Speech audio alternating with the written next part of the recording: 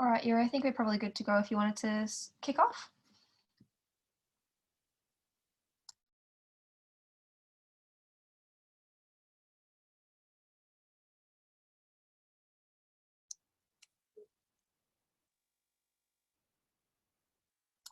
You're just on mute, Yuri. Yep, yeah. Hi, everyone. Hi, everyone. I hope you can hear me, and thank you very much for attending this session. Food in Language Education. This is a workshop, and I'd like to tell you first, later, and we'll have a free discussion time. So, and including me, 4 speakers will tell our trial errors in teaching, but we all speakers are looking forward to hear your teaching experience and your opinions about food in language as well. So my name is Yuri Takahashi. I'm teaching Burmese at the ANU. ANU established the Burmese course 4 years ago after several intensive course. So, and I'm in the middle of establishing Burmese course, but while teaching, and when I was a student, food is always a big thing for me, because when I was a student learning Burmese, when I was in Japan and when I was in Myanmar, I often had a certain kind of food. Have you ever this food? Have you tried this food? Or can you tell I can eat this food in that language or something? But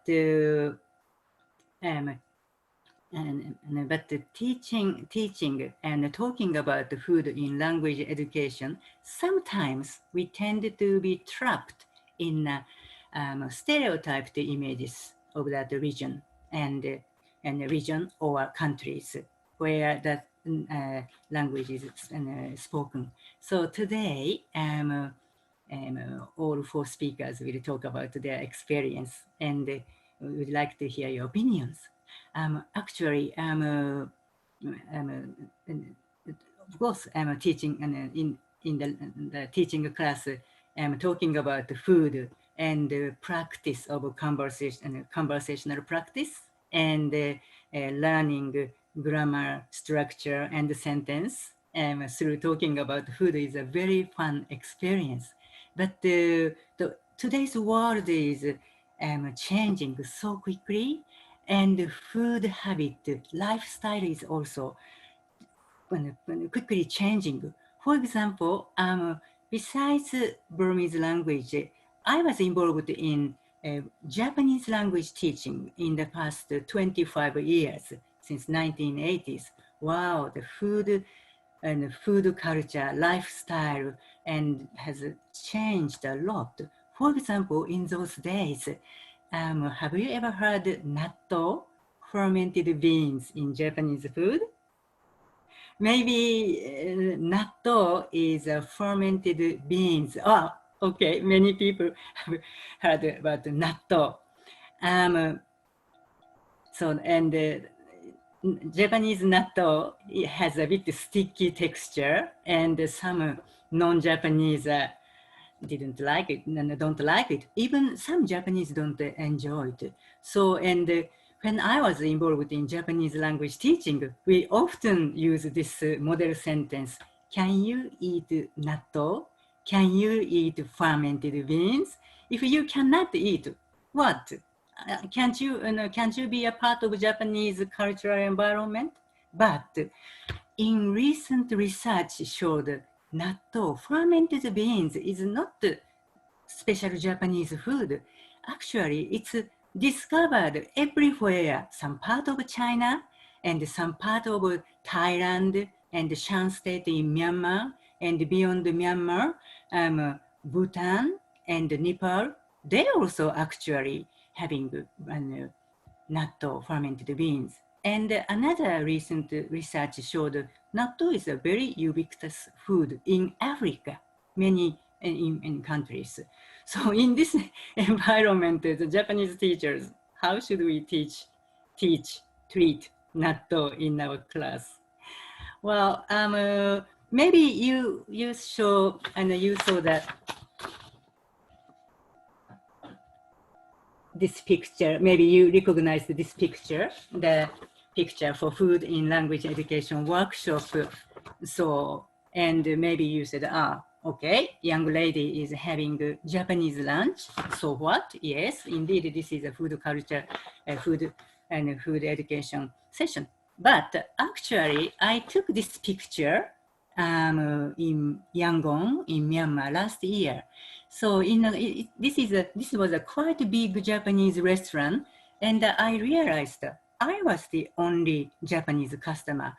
Other customers, waitress, were all Burmese people. So, and time is changing. Our lifestyle and styles are changing. In this sort of global changing situation, how can we talk about and teach and understand food? And how can we teach and share the knowledge with the students? So that is the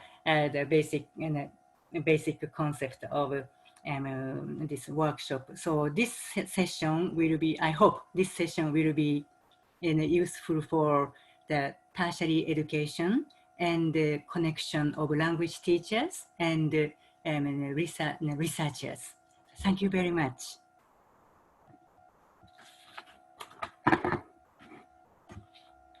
And the time, what time is it now? It's 10:01.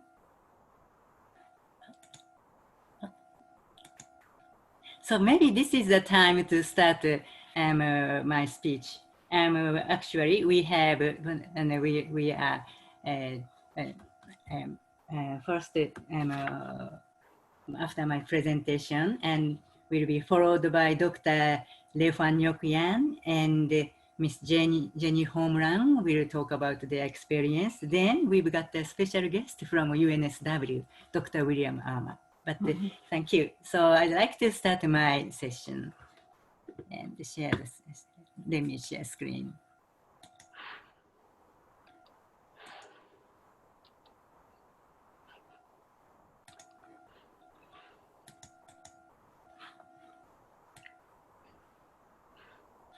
My talk is why mohinga, noodles.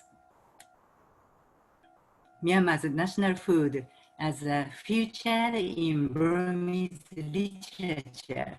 So, and teaching Burmese language, of course, including Myanmar's national food, mohinga noodles. I always attend and teach students. Have you ever tried mohinga? Mohinga is a very popular food in Myanmar. But when I thought about myself, wow, why mohinga is so popular in Myanmar? When did it happen? So, and I'm a language teacher, but as a researcher, I'm working on Burmese literature, especially combined with history, intellectual history. So, and from this historical view, I decided to look into the history of mohinga. Why, from when this food became a national food? So, my first question is we call mohinga noodle is a national food in Myanmar. But is that so? I'd like to check if today's young Myanmar is see mohinga is a national food. So mohinga noodles really Myanmar's national food. And to explore this question, I'd like to start this pictures Aung La San. Maybe some of you heard his name. Aung La San is the Myanmar origin and currently living in America. And he's a very strong and mixed martial art player. So and Aula Ansan, and he writes in both English and Burmese, and send his message, including social welfare activities in Myanmar through his Facebook. Last year, Aula Ansan did his fight in Myanmar and did some social welfare activities. And I'd like to show that picture. So he visited a small town in Myanmar and wrote this and uploaded to his Facebook.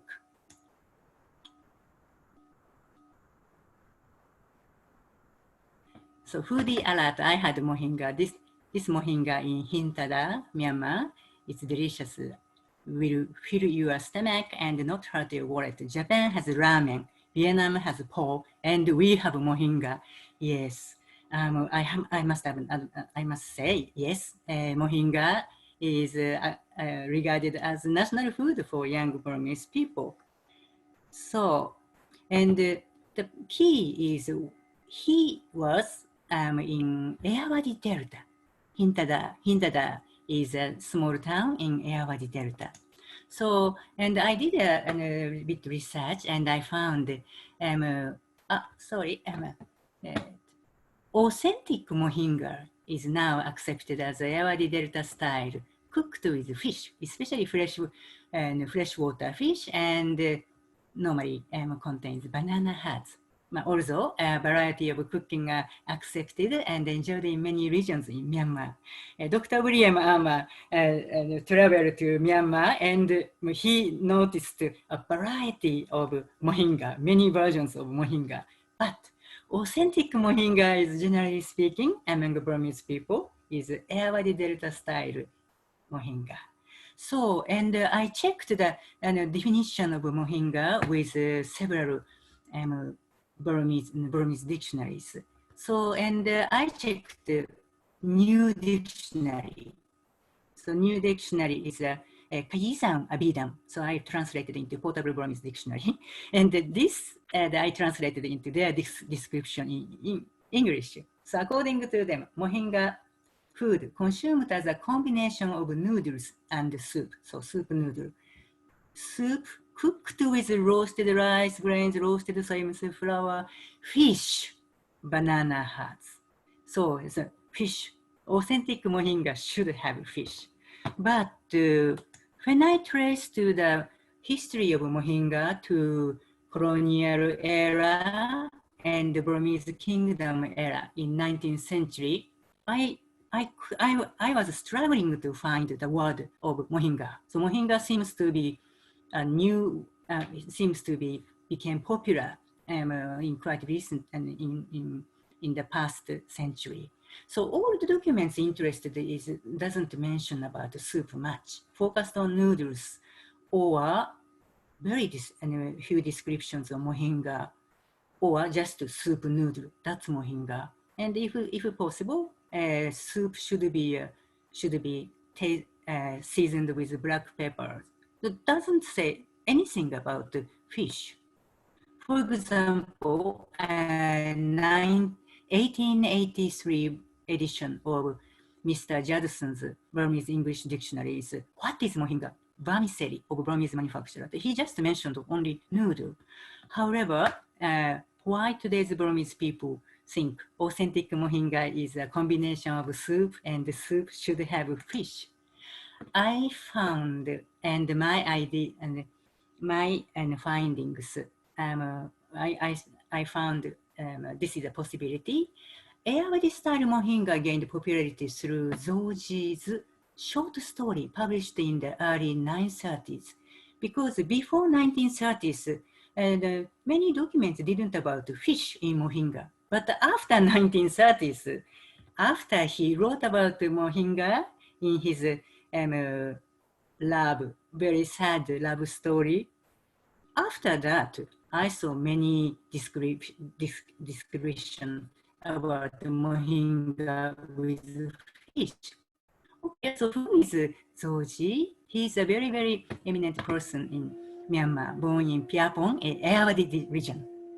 Original name is Mr. Ten Han. He's a well-known writer, poet, librarian, and scholar in Burmese. And when he retired, and his status was emeritus professor in Burmese literature at Rangoon University. So, and as he obtained the diploma of library science, he he's well known as a librarian. And another important point for him is he was one of the writer of the Kissan literature, Kissan Sape movement in the 1930s in colonial Myanmar. So what is Kissan Sape movement? Kissan literature movement. This was a new attempt of writing novels, poems, influence of modern English literature. So it doesn't necessarily mean translation. So being influenced by modern English literature, so they were good at in both Burmese and English, but they wanted to new taste, new flavor, and new concept to Burmese writing. And their, including Zoji, Kissan literature writers' short stories, poems are so successful. And even now, their works are widely read. So he came from Piapon in a town in Arawali Delta. So I look at this, and this is today's Piapon, and it's becoming a growing city because now the connection of Yangon and Piapon is getting better. But Piapon has a big river. So, and city by the river, and in the colonial period, Piabon was one of the very, very flourishing city because of rice production and fish water and fish water industry. So, and if we visit Piabon city, so we Piabon city has a Zoji library named after him.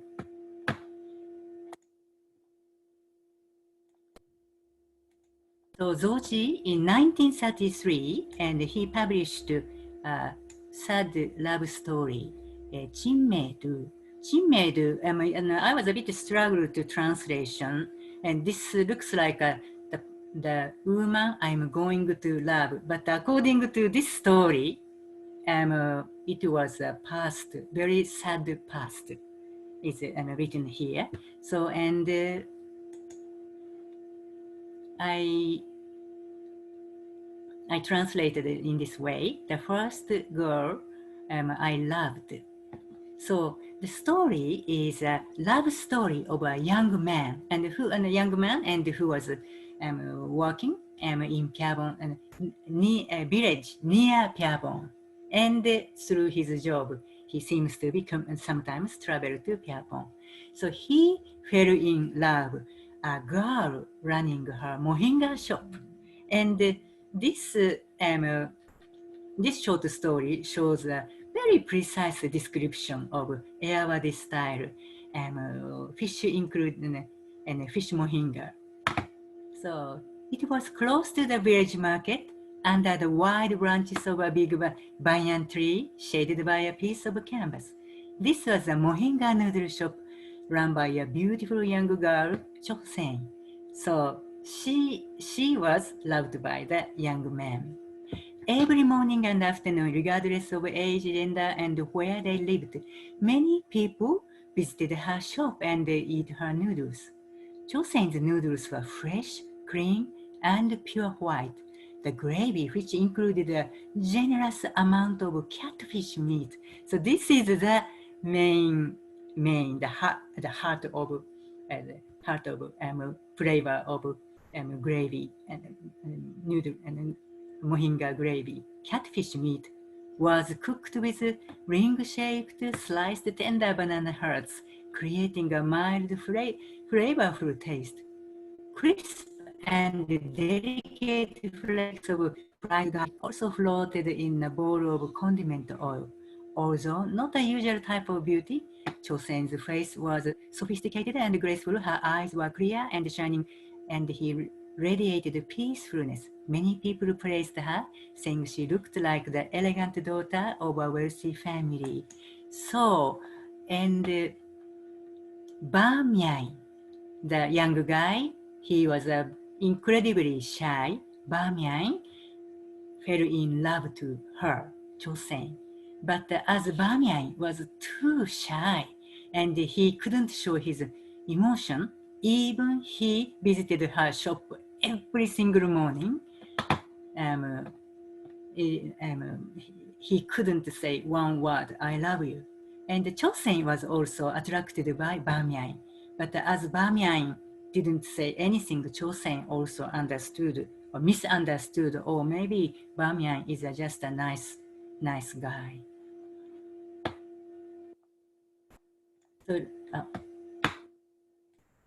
So every time Bamyan visited her shop, he requested a bowl of moringa for me, then sat quietly like a statue and kept looking at her. Her cheeks appeared silky smooth, and the hair and the back of her ears looked so soft. Sometimes Bamyan's eye floated the swift movement with slender fingers with her red henna-colored tips as she scooped garlic oil from the oil before moving to the soy sauce container.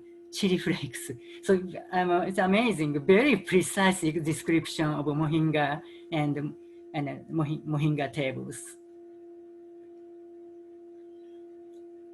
So, and sometimes when he received his bowl of moringa from Chosen, their fingers accidentally touched. At such moments, he always turned his face away and noticed his heart fluttering every time, but he couldn't say anything.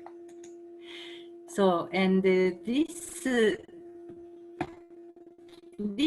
girls are not the same, but I wanted to show so that you can get the ideas. The young ladies in 1930s in Myanmar. So they were wearing blouse and some buttons, and they often change the buttons from glass buttons. If they have really have money, maybe ruby buttons or crystals. So, and one day,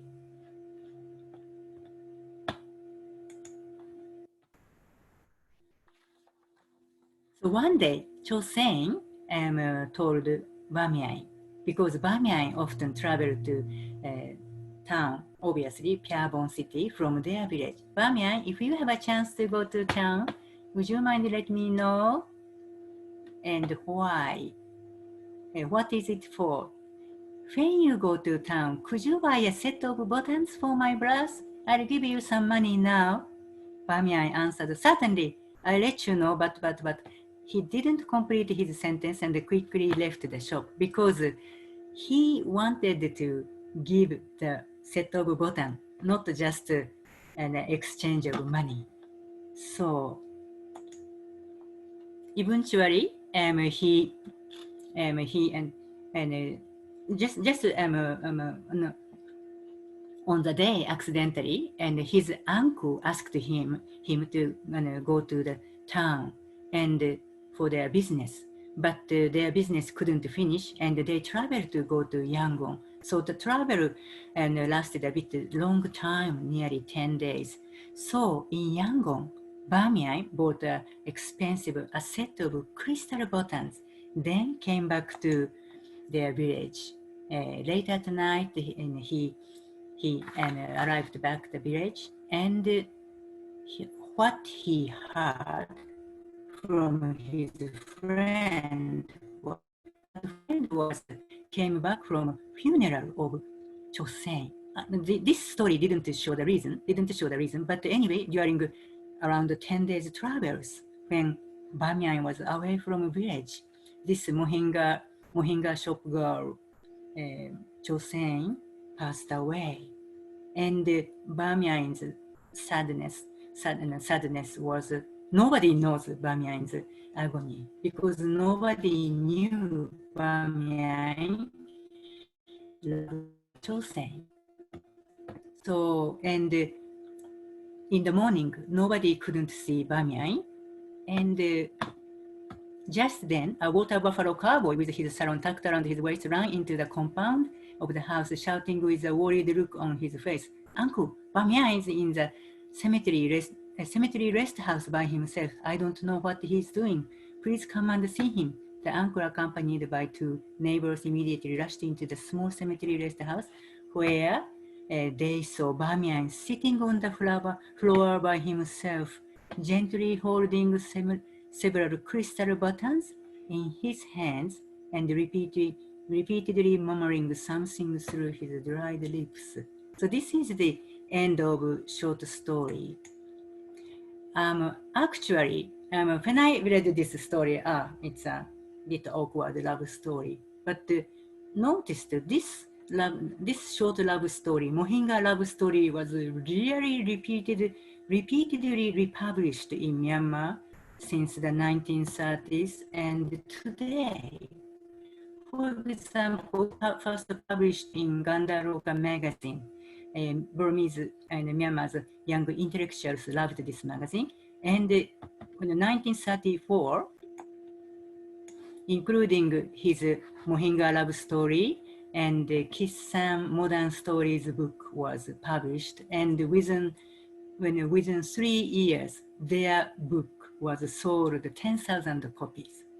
And after the war and after Myanmar's independence, a collection of short stories, a selection of short story of Kissan writers, including, of course, Zoji's Mohinga love story, was published twice. And in 1990s, another book including Mohinga love story was published. And now, today, this love story is easily found in Burmese ebooks.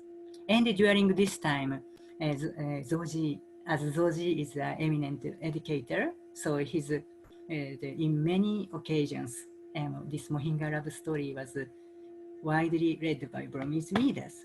So, and I think that my conclusion is, nobody knows why fish Ayawadi style Mohinga noodle is so popular, regarded as authentic Mohinga. But I think there is a possibility. Zoji is the first girl I loved contributed to the popularity of Ayawadi style Mohinga. And another important thing I found in this love story is actually this short love story is a reflection of Zoji's real life. Why this love story was not successful? Why such a sudden and why she had to die suddenly? Because the time, I'm sure the time really affected Zoji. The 1920s Great Depression. As I introduced you, the Piabon city in the colonial time was a really flourishing city of prosperity, of rice trade. But the 1920 Great Depression swept away that prosperity, including Zoji's relatives. Relatives were wealthy landlord, rice merchant, but all their business were affected. So I think such Zoji's personal experience is went into this sad love story. And another interesting thing through my research, national food, a sense of the notion of national food seems to be spreading around at the same time, because some Burmese popular songs, if you are Burmese, you have to eat this sort of food, don't eat too much Western food, or don't attend Western style dinner, or nationalist songs associating with food, drinks started coming up in the 30s. So, and I think and this Zoji's Mohinga love story. The first girl I lived relating to is one of the reflection of Great Depression and the rise of Burmese nationalist movement and the rise of sense of food as a national identity. Okay, thank you very much. Thank you. Chezu Timbade. Sorry, I talked a bit too long, and and 140. I have to introduce the yen. But if you have any questions or comments, I appreciate it. I appreciate your comments. Peter, yes, please. I remember distinctly being offered this food in the Burmese monastery in Bodh Gaya as the distinctive food of Myanmar, Burma. But what I remember is that it had no fish. But does it have a particular spices? Because the spicing seemed to me to be quite special about it. Okay, yeah. And without fish, yes, you can cook mohinga.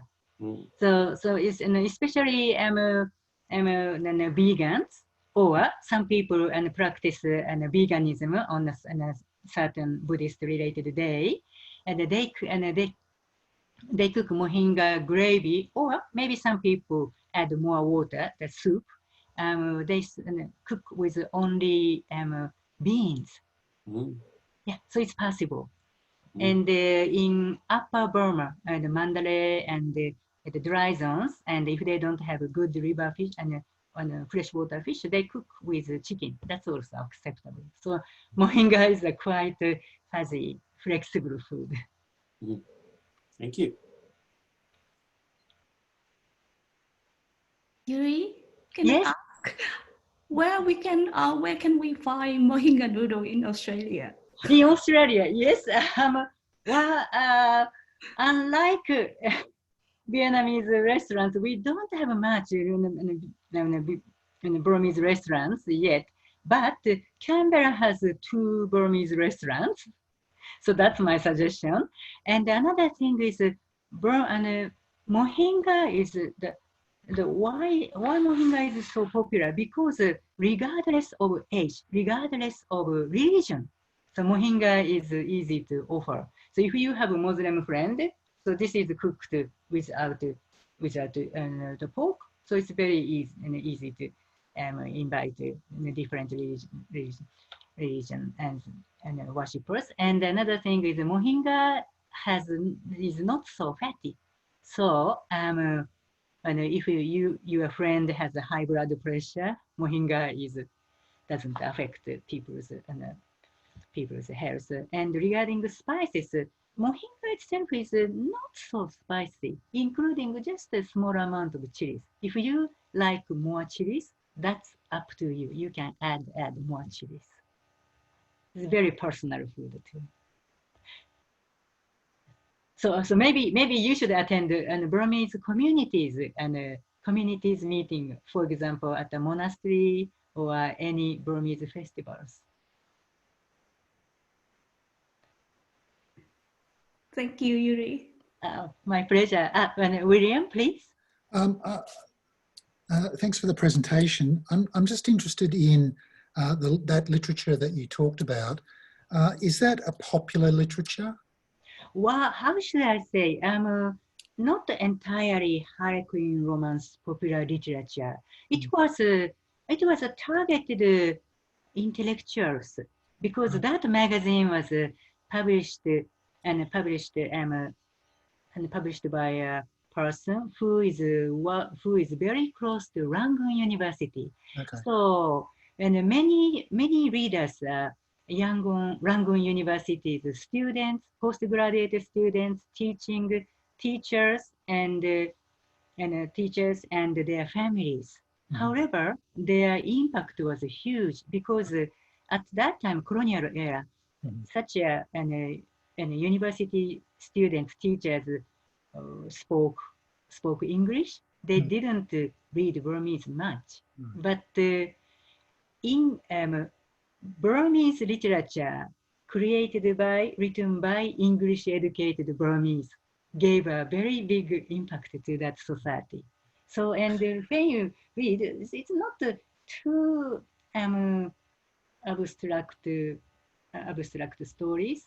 So when and actually not only I'm a university graduate, everybody enjoyed that stories. And my follow-up question is, Yep. You mentioned popular songs. Yes. Did this food, mohinga, go into popular films or TV shows? Yes. Regarding popular songs in 1930s, I couldn't, for the time being, I couldn't find popular songs including the word mohinga. But later, another very popular mohinga short story was published in around 1960, and I think it became a radio audio library, and still now newly recorded library, newly recorded ebook is sold. Yeah. Thank you. At the moment, yeah. Okay, Jen, please. Yeah, thank you for this, Sayama. Yuri, I was curious because I know you're focusing on the role of popular literature and popular culture as something that promotes mohinga, but also what about the fact that you have a rapidly urbanizing, growing population in Rangoon and the advent of tea shops and fast food, and naming it and commodifying it, as an everyday snack. Wouldn't that also play a role, especially for working poor people who might not be novel readers? Yep, yeah, of course. The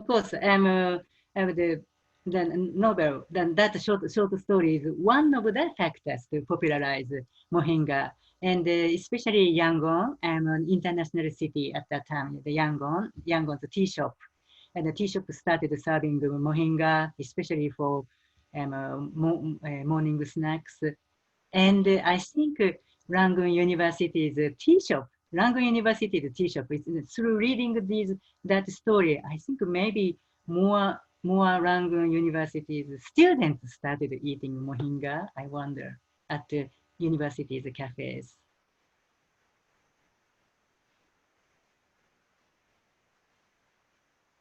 Did I answer your question? Thank you.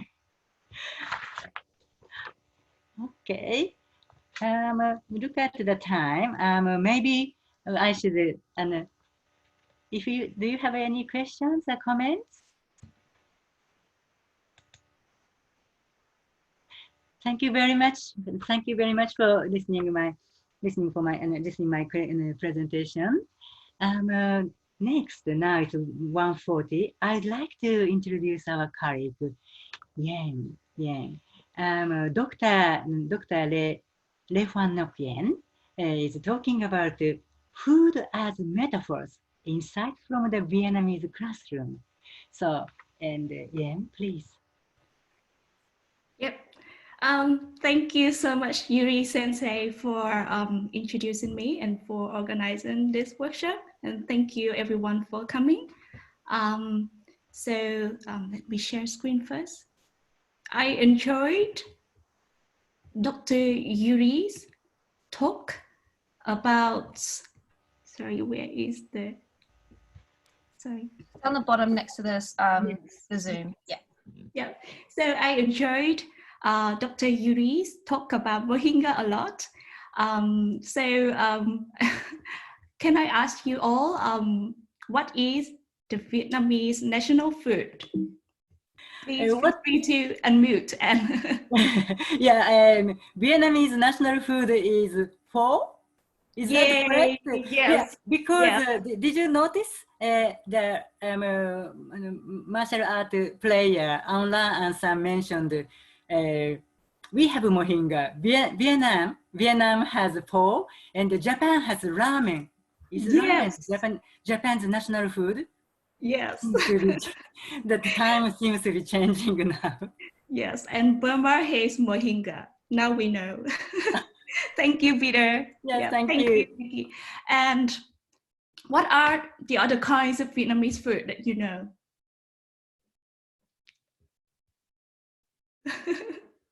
What are the bún? Thank you, Jane. Bún, pom, bánh mì, gỏi cuốn. Yay! Yes, so many. So Vietnamese food in recent years have become so popular. Tim, bánh mì. Thank you, Tim. Yuki, iced coffee. Yes. So Vietnamese food in recent years have become so popular in Vietnam, in Australia, and most of our students, without Vietnamese background or Vietnamese family, who first came to our Vietnamese classroom, they already know a lot of Vietnamese food and the names of Vietnamese food. So today, I'm going to, phở. I'm going to introduce the agenda in the Vietnamese program that is related to food. And I'll give you some examples of how we actually do it in the classroom. So more than a theoretical research paper, this is more like a report, a practical report, and reflections on what we do that is related to food in the Vietnamese program at the ANU. So in year one, basically we study food as food.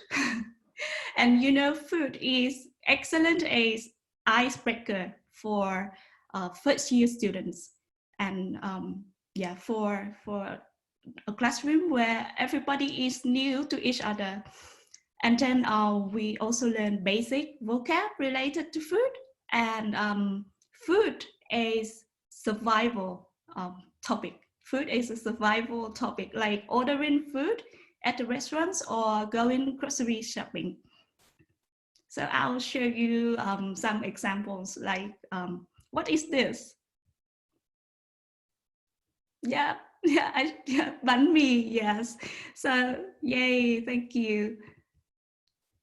Nem nướng, yes, thank you, Jen. Bánh mì, yes. And I can show my students the pictures, and we ask the students to describe the picture with one or two or three adjectives. So first, like this, ngon for yummy. And for example, for phở, students can say ngon, yummy, or another adjective is thơm, fragrant, or good smell. Then this is cà phê sữa đá, Vietnamese iced coffee. Yes, and students can say ngon, yummy, or ngọt.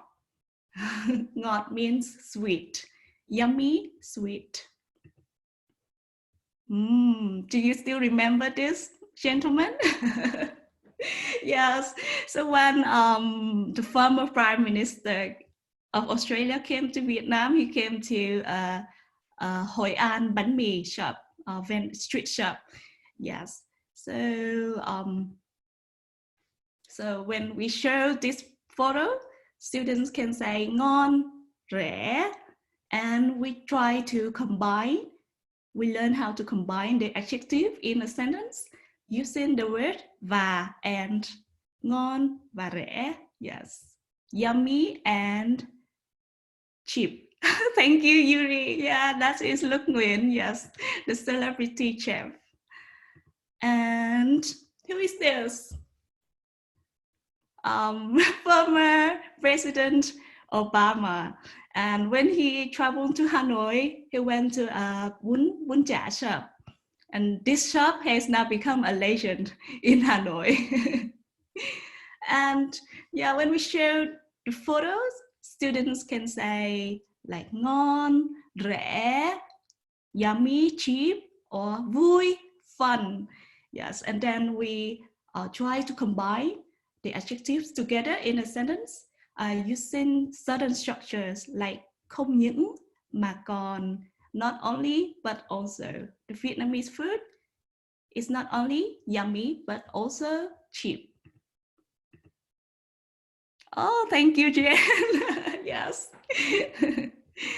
And yeah, so yes, that's how we do in year one Vietnamese. Like, yeah, food is food, and food is a perfect introduction to Vietnamese culture and Vietnamese lifestyle nowadays.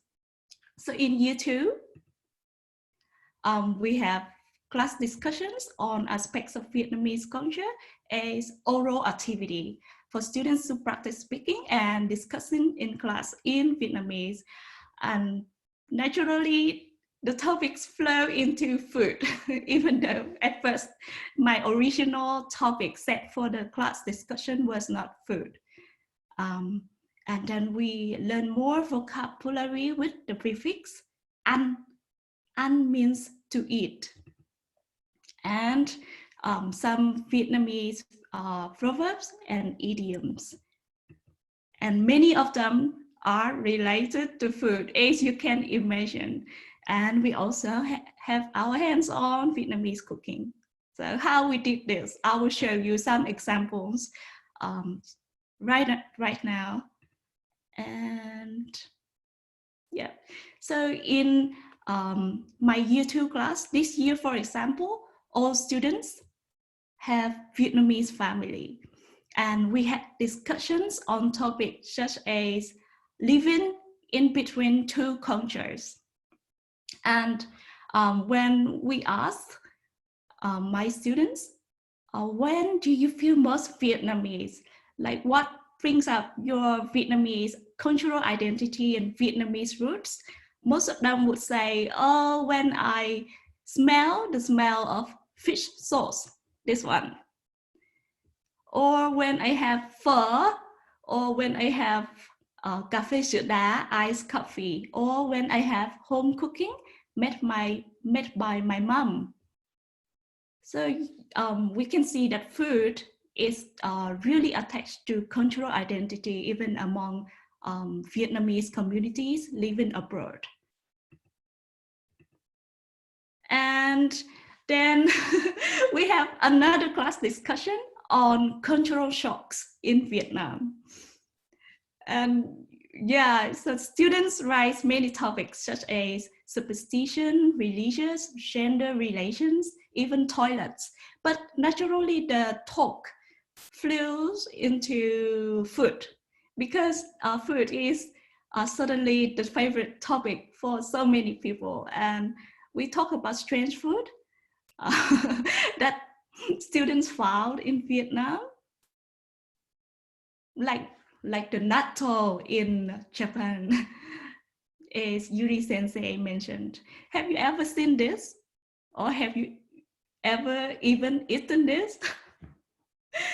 Oh, Jen, yeah, you have it? So this is trứng vịt lộn, or can anyone tell me what is inside the egg?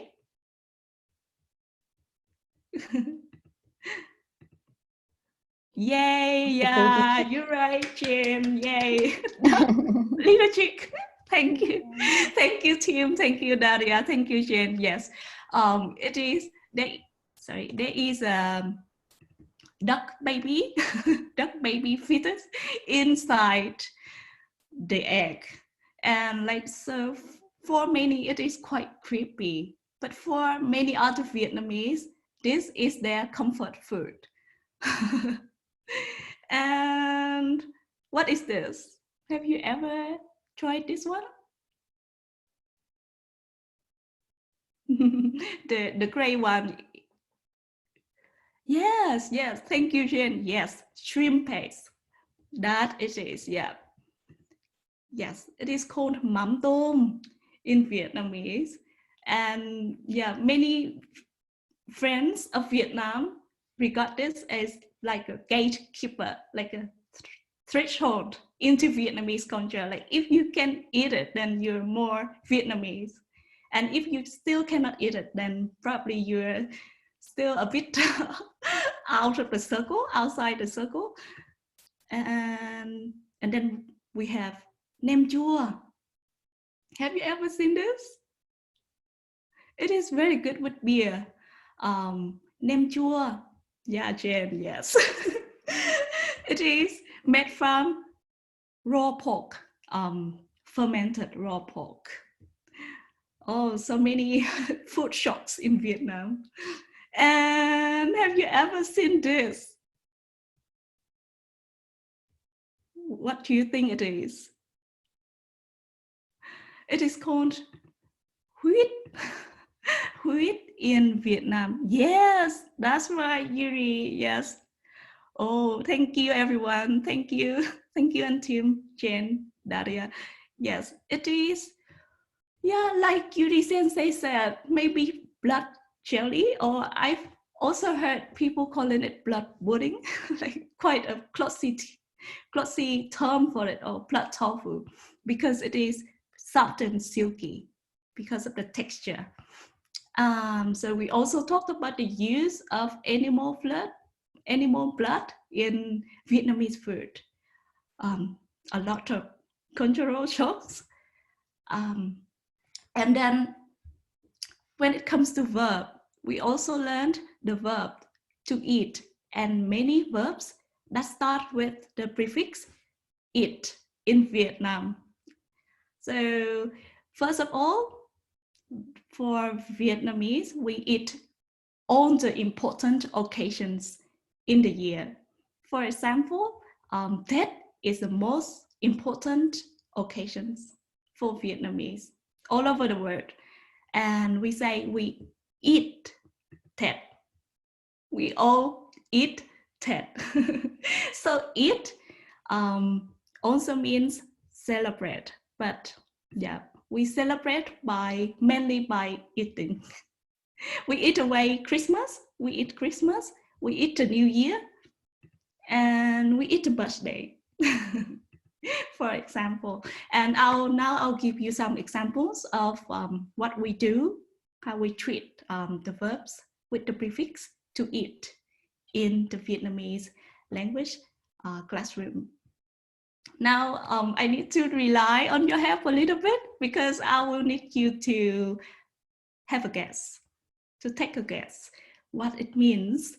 So I'll show you a few examples of verbs with the prefix to eat, and then please take a guess what it means. For example, chị ấy ăn nói có duyên. Yay! Oh dear, and Tim, you're excellent. Style of talking. Yes. Thank you. Chị ấy chị ấy ăn, eat, talk charmingly. So, and Tim was excellent in pointing out this is the style of talking. Her style, her way of talking is charming. And in Vietnamese, we say she eat, talk charmingly. That means way of talking. Second, anh ấy là người có ăn học. He is a person who has eat and learn. What is eat and learn?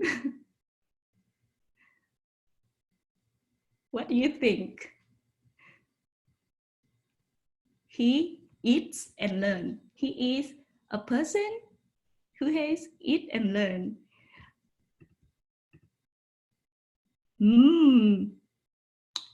Excellent, everyone. Jen and Tim, thank you. Yes. So I'll give you another clue. He is a person who has eat and learn. So he has a lot of knowledge and not easy to be cheated.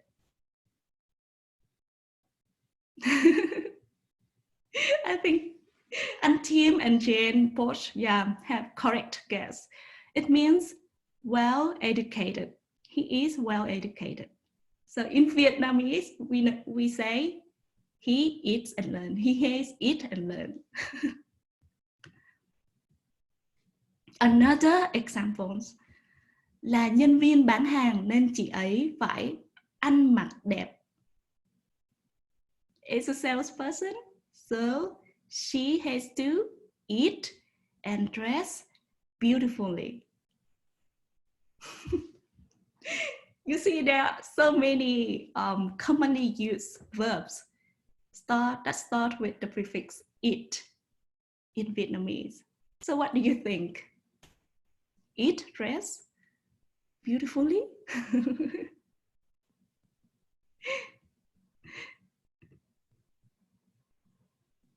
Yeah, thank you, Jen and team. Excellent. You are really smart. You are really intelligent. Yes. So we have learned ăn nói.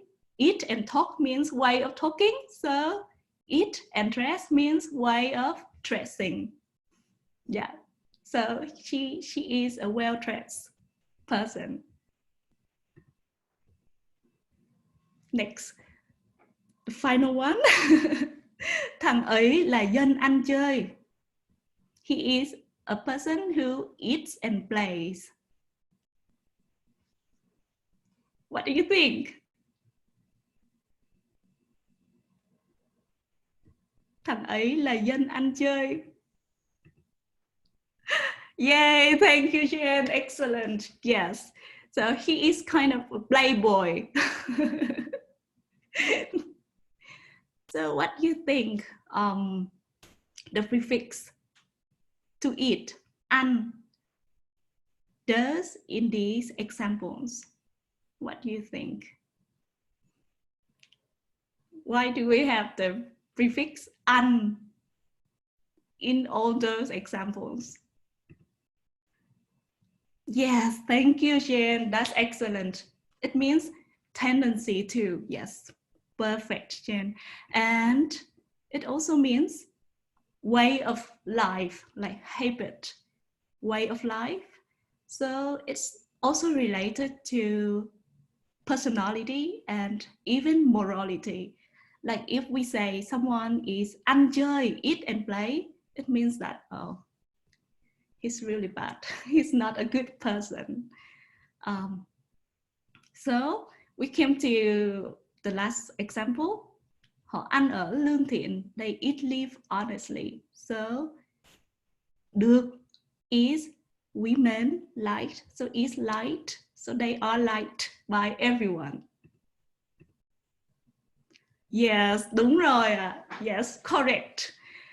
Ăn ở lương thiện. Yeah, they are good people. Their lifestyle is honest and good. They are good people, so they are liked by everyone. So as we see, the prefix ăn has a lot to do with way of life and personality, tendency to. So yeah, overall it is related. It implies morality as well. And year 3 in more advanced level, year 2, second semester, year 2 in more advanced level, we also learned Vietnamese proverbs and idioms. I'll go quickly. And I will need your help as well here to guess what the ăn, eating, how the eating is used as metaphors in these idioms. Ăn quả nhớ kẻ trồng cây.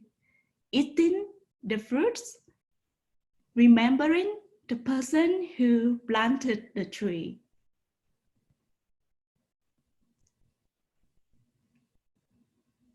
Eating the fruits, ăn quả, nhớ, remembering or missing the person who planted the tree.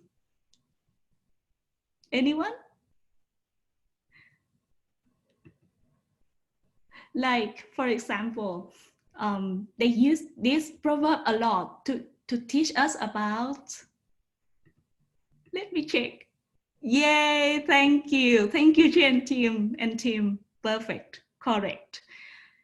They use this proverb a lot to teach us about gratitude. Yes, like if we eat the rice, we have to remember the farmers who made the rice. Uống nước nhớ nguồn is quite a similar proverb. Drinking the water, remembering the source of water. And ăn trong nồi, ngồi trong hướng. as we see, there are many eating and drinking in Vietnamese classic proverbs. Ăn trong nồi ngồi trong hướng is a bit difficult, but it's about table manner. Like in the table, we have the younger one have to give rice, give food, and invite the elder people to eat with them. But more broadly, it is about how we behave properly in the society, in the culture, according to our position in the cultural hierarchy of Vietnam. For example, the younger ones in the family have to respect the elderly in the family. Now, yeah, a lot of metaphors related to food and eating in classic proverbs. Đời cha ăn mặn, đời con khát nước. Have you ever heard of this? Đời cha means the father's generation. Ăn mặn, eat salty food. Or it can mean eat meat. The children, đời con khát nước, would be thirsty. The father eats salty food, then the children will be thirsty. Can you guess the meanings behind this?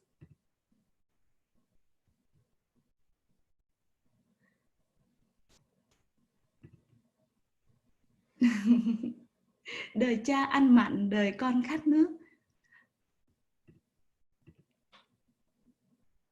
Yay! Yeah, I think, yeah, really correct, Jen. Yeah, thank you, Jen. Yes, it means if the father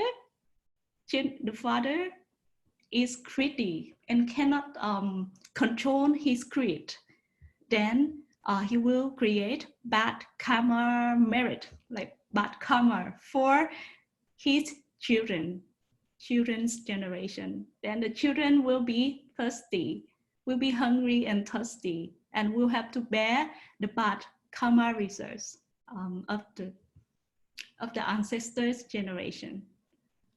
I think maybe you have such proverbs in your culture as well. So ăn chay nằm đất. So we have ăn mặn, eat salty food, which means cannot control one's greed. But ăn chay means to eat vegetarian food, to be a vegetarian. This is another idiom that uses eating. So ăn chay nằm đất, eat vegetarian food. And nằm đất means to lie on the ground. Not lying on the bed, not sleeping on the bed, but lying on the ground, on the floor. And so ăn chay nằm đất means to, can you guess? If ăn mặn means cannot control oneself, ăn mặn, eat salty food means cannot control oneself. Then ăn chay, to eat vegetarian food means to practice self-control. Yeah, and to have a self-restrained lifestyle and control one's greed. Yeah, and like to restrain from, yes, restrain from sexual activities, for example. That is ăn chay nằm đất. Yes. Now lastly, we also introduce our students to the eating metaphors in modern language. Yeah, so in modern language too, eating features quite prominently as metaphors in modern idioms, like ông ăn chả, bà ăn nem. Chả is like this one, pork, processed meat, and nem, fried pork rolls. Ông ăn chả, the man eat chả, and the woman eat nem. And it means like the man and woman in a couple, in a married couple, each has their own extramarital relationship. Then we have ăn cơm trước kẽn, to eat rice before the gong. So we know in the past, the gong, the bell, would signal the time for meal. And if, yes, thank you, Daria. Oh, thank you. Yeah, Daria was great, being aesthetic. And Jane, yes, chán cơm thèm phở, yes. We'll come to that right away. Wow, so impressed.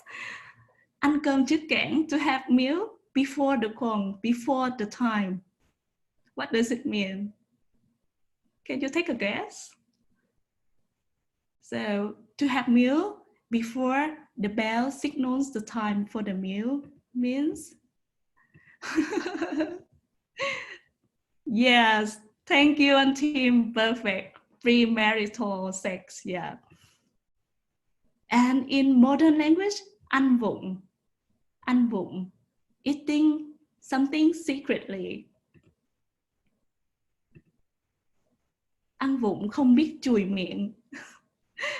To eat something secretly without wiping the mouth, without cleaning the mouth. Yeah, means to be engaged in a premarital relationship. And finally, as chị Jen mentioned, chán cơm thèm phở, to be bored of the rice and craving for phở. Chán cơm and thèm phở, craving for phở, means someone who is bored of the spouse and craving for something else outside. So to conclude, sorry, yeah, I think I have to stop sharing. So to conclude, learning language is learning the culture, and food, eating, and drinking are a vital part of the culture, particularly for a nation that is passionate about food like Vietnam. Through learning about eating and drinking in the culture, students learn the language in a fun way, but also gain understanding about deeper aspects and values in Vietnamese culture and way of thinking embedded in their food culture.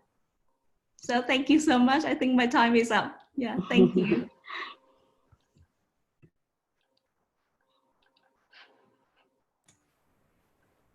Thank you so much, Yen. There are so many interesting proverbs relating to food and lifestyle and human nature. It was interesting. And we have a half an hour discussion time later.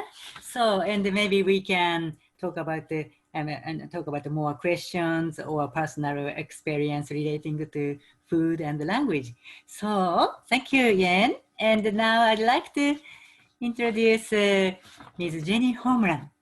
Jenny is a Tokpessing teacher and running the new Tokpessing course. And Jenny's title is Kai Kai, Na Kai Kai, Enough You Plap. Eat food and eat until you are full. Okay, Jenny, please. Thank you. Okay. I'll just share my screen.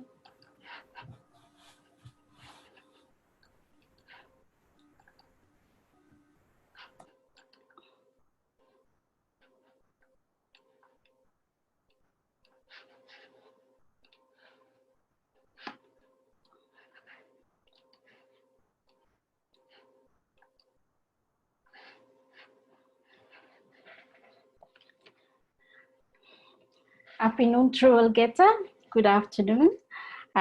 Thank you, Yuri and Yen, for your for sharing your very interesting teaching experiences of food in the Burmese and Vietnamese language. Yen, all that food you just showed is making me feel really hungry. As Yuri said, I am one of the lecturers in Tokpessing here at the ANU, in our School of Culture and History and Language. And yeah, Tokpasan is a new language that has just been introduced to ANU and online, and it's a minor to support the Pacific Studies degree program here at the ANU. Before I start my presentation, I would like to just acknowledge the traditional custodians of the land on which I live, work, and travel, the Ngambri and Ngunnawal peoples, and I also pay my respects to their elders, their ancestors, and future generations. I will just say a little bit about the language itself, about Tokpasan. So it's one of the 4 national languages of Papua New Guinea, the other 3 being Hirimotu and English, and the Papua New Guinean Sign Language. Tokpasan is widely spoken across the country as a bridging language, closing the communication gap between a very highly diverse group of people, linguistically and culturally and geographically as well, with over 830 languages. So the main vocabulary of Tokpasan is derived from the English language, but it's not identical with the English language. It's about 70 to 80% of the vocabulary comes from the English language. And it also has words that are based on indigenous languages, but mainly from the Tolai people from East New Britain province. And it's around 15 to 20% of words are derived from indigenous languages. And then you have 5% predominantly from the German language. The title of my talk, Kai Kai Nai Kai Kai Inap You Pull Up, I will explain that a little bit later on. But now I will share my outline for my presentation. So within my given time frame, I will speak briefly on the following things. First, I'll give you a background to my approach of teaching food, and it's quite general. And then I will say a little bit about the regions and climate and the common staples in Papua New Guinea. And I'll talk a little bit about how I use mixed approaches when I'm exploring with my students to give them a basic understanding of some of the pressing socioeconomic issues within the country. And I use through the medium of the biggest herb on the planet, and that's the banana. And then I will conclude.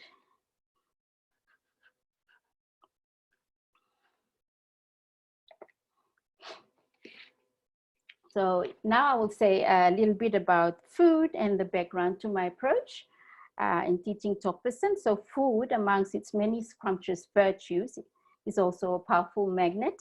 It draws people and families together in happiness and in anger. It builds communities in times of health and in times of sickness. It weaves its way through rituals, ceremonies, dance, music, cafes and restaurants. So in my Tokpasan class, when we mention the word food, it stirs thirsty knowledge and instantly puts my students at ease. So it is a sustenance that is common to all, and students are familiar with a wide range of foods already that they can relate to very easily. So it is an important medium through which my students learn to use language to list, to understand, and to describe, compare, debate, and use their critical thinking skills to analyze the important issues and explore the diverse cultures of the country in Tokpasan. So the title of my presentation, Kai Kai Kai Kai Na Kai Kai Enough You Pull Up, literally translated into English means eat food and eat until you are full or satisfied. So it stems, I use this title because it stems from a saying in my language, the Nalik language, which is an Austronesian language in Papua New Guinea. Yan navanganang maguvangan karuas gumazar. So this adage, although it literally mentions food and eating it, it is used by our metaphors. It is used as the metaphors by our elders to encourage children and adults to consume knowledge and pursue as much of it as they can until they are satisfied. So I borrowed this saying from my people to use it as a rough guide to help me explore the various approaches to teach food, so that each of my students can kai na kai enough you pull up. So I am using this adage for my guide because when I was employed in 2000 by the ANU in our school to design and deliver the Tokpasan program, it was not easy to find materials easily, available materials easily, because Tokpasan is an oral language. It's mostly spoken in PNG, and there's, you know, it's not being taught really formally in a big way in the country. So, you know, being a highly oral language and the you know, development and the teaching and the learning materials in Tokpasan are rare, but there was two people, Tom Dutton and Dick Thomas, in 1985. They wrote a textbook and they called it a new course in Tokpasan. But they developed it for individual learning, so I adapted it for online learning. It's not perfect, but it will improve with more revisions. So the book does not actually have a single unit on food alone. However, food crops up every now and then in some of the unit, but it's not a standalone unit to teach. So, so I began thinking about how I will teach food in Tokpasan 3 and Tokpasan 4 with hardly any new materials at hand. So in a way, this little setback forced me to try and think creatively, and I borrowed this adage, and so I'm adapting it in some places to teach food, to highlight for the students some of the pressing issues experienced by people in Papua New Guinea, and how the students can use vocabulary and they have learned to talk about these issues, and, you know, to convey their meanings using more complex grammar structures, and also they can be able to discuss their thoughts and opinions about these issues in a critical way using Tokpasan.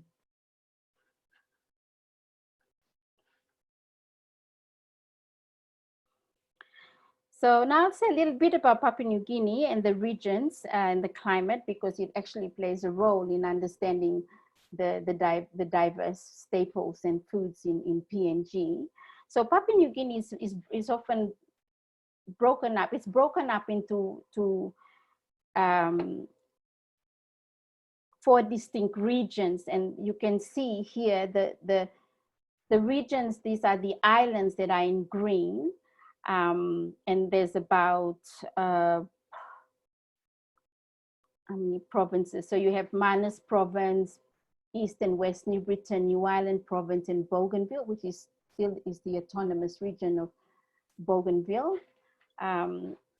still awaiting its approval for independence from Papua New Guinea. And then you have the purple colored area, and that's called the Momasi region, and that's made up of Morobeh, Madang East and West Sepik.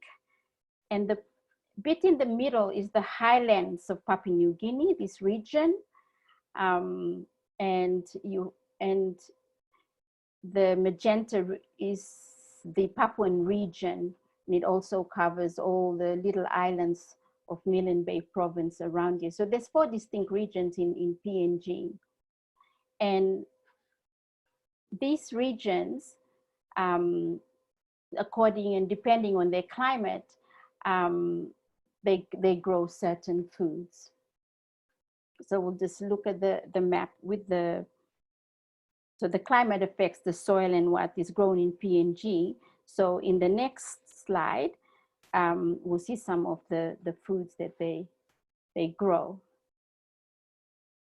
So as you can see here, the main staple that's commonly scattered throughout the country, but more so in this region, is the cow, the sweet potato. And it's most places in PNG grow that, but you can see here, the yellow coloring here, they grow more of, they have more of the sago. And you have Manus province there, that is a sago island. And when you look here in the Gulf, in the Western province here, they also have sago scattered there and a little bit of sago there. There's sago in the islands here too, but not so much. You can see that Bougainville is covered in green. It's planting a lot of cacao as well. So if you look here in the Milne Bay area, in the Papuan region, they have mixed crops. They have a variety around here. So the taro, Chinese taro, yam, and banana is planted across the country. So besides these staples, other foods include fish, seafood, kumu or greens, leaves and vegetables, coconuts, fruits, breadfruit, nuts, and pork is the common protein.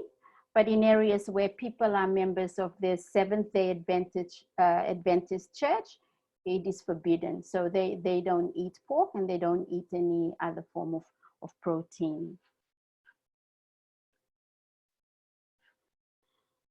So now I'll share with you how I went about engaging the students to learn to talk around a pressing issue, land in the country in Tokpesan. But first, a quick background on land. So the majority of people in Papua New Guinea are members of their social groupings, their clans, their sub-clans and tribes within their places. Their kinships, reciprocity, and land relationships are critically important. They live and breathe their land. It is their life and their source of survival. So a person without land is often referred to as a rabisman or something nothing, or in English, a loser or a pauper. Sharing land within kinship relationships is of paramount importance. However, with the major boom in development, land is now a major source of discontentment among clans, and fights, arguments, killings, court cases, and endless disruption in community life is occurring across the country. So this is a topic which cannot be passed over if students studying the country's target language want to engage in the culture, politics, economics, health, and environment of the country. So first, to actually address this topic, first I invited a guest lecturer in archaeology and natural history here at the ANU, who had done some work about bananas in different parts of PNG. So she could speak Tokpesan. So in her 20 minutes talk that she gave to the students, she talked about the genetics and the diverse wild banana species that are found in different parts of PNG, and also the domesticated species of bananas. So she talked about the local people that she worked with and the land on which these bananas grew. And she shared some stories about these bananas and also some issues between people over the bananas and the land, and some very funny names of different bananas that people give to the banana plant or the fruit itself. And also talked about some taboos around it and all that. So in my place, we have people who are knowledgeable on certain things, and we call them Amun Baraina. And it is usually these people that teach us how to understand things about specific knowledge about things like, like plants and food and gardening, weather, fishing and all that. And so in the process, we are also learning the specialized language of these things. So we were learning the specialized language of of banana from the archaeologists that came. So I was hoping that by inviting the archaeologists, students would be able to learn the anatomy of the biggest herbal plant in the world and its genetic importance to human and plant biology and its relationship with the people and other animals and the land. So here the students are slowly familiarizing themselves with the language and the relationship of the banana to the land. So then on another occasion, I engaged poetry writing. So then we discussed more about the banana and talked about other foods. And so I asked them to read some poetry about different foods, including the banana. And unfortunately, I didn't find any Tokpesan poem about food. But with my previous students, not the ones at ANU, I would ask them to bring a banana to class, and during morning tea, I gave them an activity and to eat their banana and write a poem about it, engaging the taste and the smell, the texture, the color, and connecting the banana to other relationships.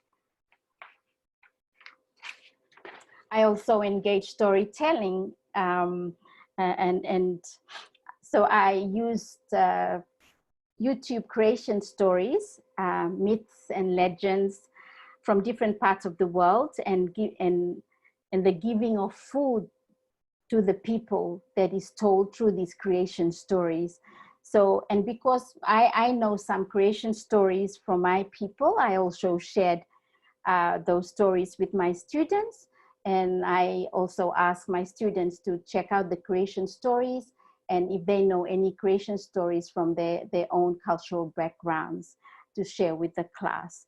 So I told them a story about the giving of the taro to my people through the children, and the killing of the taro by the adults, and how today we really revere and love the taro, and we look after it very well when we grow it, and we use it in our ceremonies as a very, very valuable food. And then I also told them a story about the possum and the turtle, and how the possum was so greedy and ate up all the bananas and didn't share it with the turtle. And the turtle got very angry and then played a very nasty trick on the possum. So it's, passing on ideas that is very prevalent in Papua New Guinea, where people actually honor sharing much more than hoarding and being greedy. Yeah. So in this storytelling session, I explained to the students the importance of the banana as a plant and a food, and also how it's used by my people to categorize our matrilineal social and political organization. So the word for clan is the same word used to describe the banana or any fruit with a bunch. And the word for subclan is the same word used to describe the new banana shoots. So it is one of the foods combined. It is also one of the foods that we combine with other foods, our staples like sweet potatoes, cassava, taro, and they're wrapped in banana leaf parcels that women in my mother's generation and generations before them mumu. So mumu is when you steam food in hot stones. So my mother's generation, they would do this ritual with the banana mixed with other foods, and they will cook it in the mumu, and then they'll take it, and they will take the food to share with a single male, and they will check out this male to see if they're marriage material or not. And it is important that these males are hardworking, then they stand a chance to being asked, to marry them. And if a male is deemed suitable over the eating of the banana and this food parcel that the woman has wrapped to take to them, then they will bring him back the woman will bring him back to her land to work the land, and his role is to make as many children for her clan, to populate her clan and raise them. And his job is to help with the rituals and the ceremonies of a clan on her land. I also use images. So I ask my students to find images of foods that they like or dislike, and they describe them to the rest of the class. I use different images of bananas and other foods, and I ask students to decode these images by concentrating on the details in front of them and what they can see, and what feelings does this food evoke for them, and what message can they gauge from the banana about the place, the environment, the people, and their land. So that's some of the approaches that I have been using to teach language to my students, to actually highlight a very pressing issue in Papua New Guinea. Let's go. So I will conclude. So the telling of the banana, a food plant, using the adage "kai kai na you pull up." In English, eat food and eat until you're satisfied, and employing a mixed approach of inviting an archaeologist to give technical knowledge to the students about bananas, getting students to write poetry about the food, discuss food-related creation myths and legends, and decode images, empowered my students to feel confident to explore Tokpesan, to freely express their thoughts and opinions, and convey meanings using more complex grammar structures and vocabulary as accurately and appropriately as they can. Overall, the banana is more than a food plant. It is also an important medium through which students got a better understanding of some of the histories, social, cultural, economic, political, and environmental implications of land, a critical cultural, social, and economic component which Papua New Guineans cannot live without. Thank you. Em Tasol.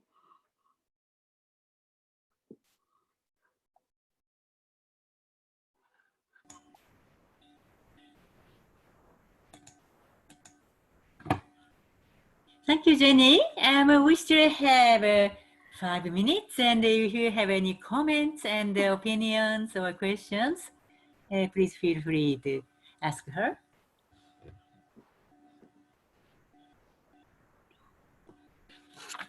Jenny, Jenny, yeah, can I ask you one question?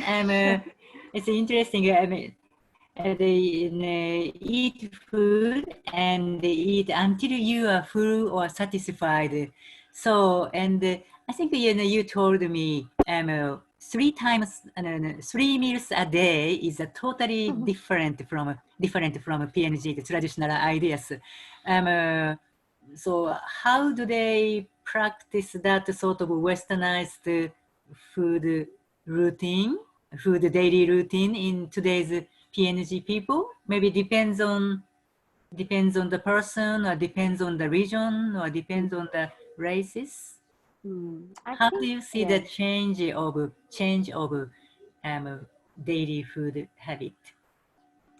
I think, yeah, it really varies across the country because, when we think about time and space in our Melanesian cosmology, our time and space holds different meanings, and we didn't have the thing like the clock, right? And watches. So people mostly went about their business, without watching a clock. So when Papua New Guinea was colonized, of course, we had the European influence coming in. And so now today, we have the people that live in the towns, people living in the city, and people in the villages also who have gone to school. We were introduced to this idea of time. So with that introduction, you will find that when you think about food, it cannot, with the 3 meals idea of food, it doesn't sort of neatly fall into that category of breakfast, lunch, and dinner. Yeah. So when it comes to teaching that in Tokpesan, sometimes it becomes a bit complicated because you cannot directly translate those words into Tokpasan. Of course, it can give it another kind of meaning and not really express it that well. But yeah, so the breakfast thing, people normally eat leftovers from the night before, because when we're talking about PNG, the bulk of the population of the country, they live in the villages, in the rural community, so they don't have things like fridges and things like that. So usually their food is very fresh. They can leave it. They have leftovers, and that's a very common thing. Their breakfast is usually quite small, but the change in the diet is happening. A lot of people are buying a lot of food from the shops as well and eating it, and most of their foods of that food is not very healthy for them. So the lunch is also changing. Usually people didn't have lunch. There was always a lot of snacking throughout the day, and people snacked on nuts, and they snacked on berries. They snacked on like coconut, more the very, very light kind of foods. And dinner is often like a bigger servings. But also what I've been noticing is that these servings a lot of people are having really big servings now, not like they used to have before. Yeah. Okay. Yeah, very interesting. Thank you very much, Jenny. Thank you, Yuri. Thank you. Maybe one more question? One more question or comment before we take a break? Do you have any opinion or comments? Okay, so just in time, and now it's 2:40. So, and maybe then this is the time to take a break for 10 minutes. Thank you very much, Jenny. And thank you very much for participants, all of you. And let's meet together 10 to 3 again. Okay. Yeah. Thank you very much. Thank And you. bye for now. See you soon. Bye.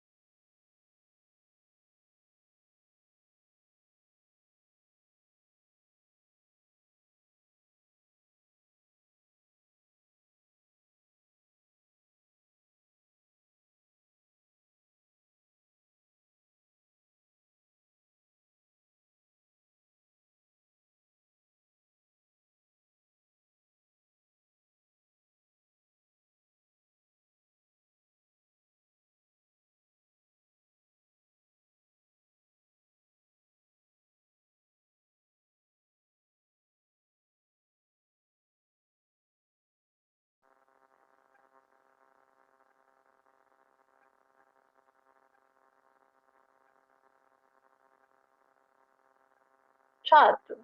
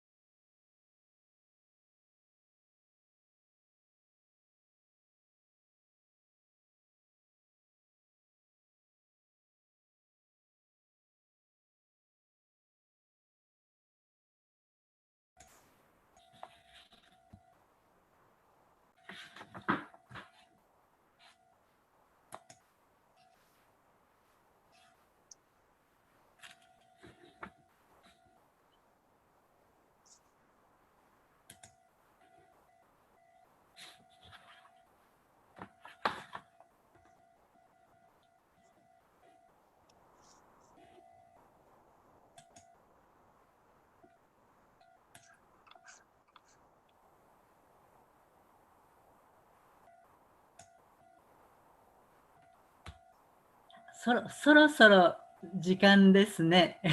ウィリアム先生。The time has come. Maybe, or I'm wondering, all participants have come back? See here? Maybe wait for another precisely 30 seconds or something. Okay.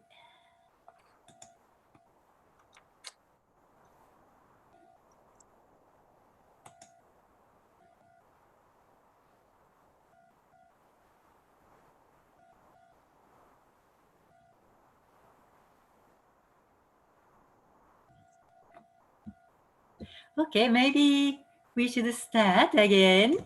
I'd like to introduce our special guest speaker from UNSW, Dr. William Armour. So the title is Food for Thought, Pedagogizing Eating. What, who, where, when, why, and how. So William Sensei, please. Thank you. Thanks, Takahashi Sensei. So this presentation has been underpinned with a question that I was asked by my dad when I was a pretty chubby teenager. Do you eat to live or live to eat? Now in my early 60s, the answer still eludes me on a personal level.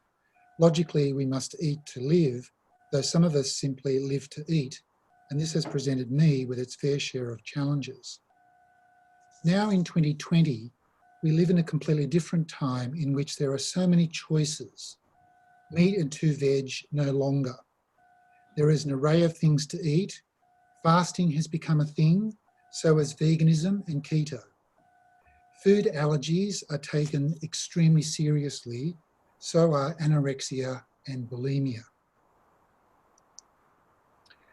How eating and drinking have been and can be pedagogized in the context of additional language education is of considerable interest. Alkemeyer and Bushman are fairly brutal when discussing learning and education.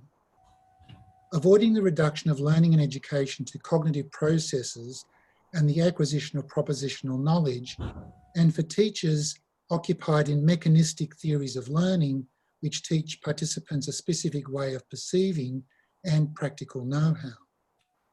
Textbooks have presented me with what Andreas Reckwitz has called culturalist textualism.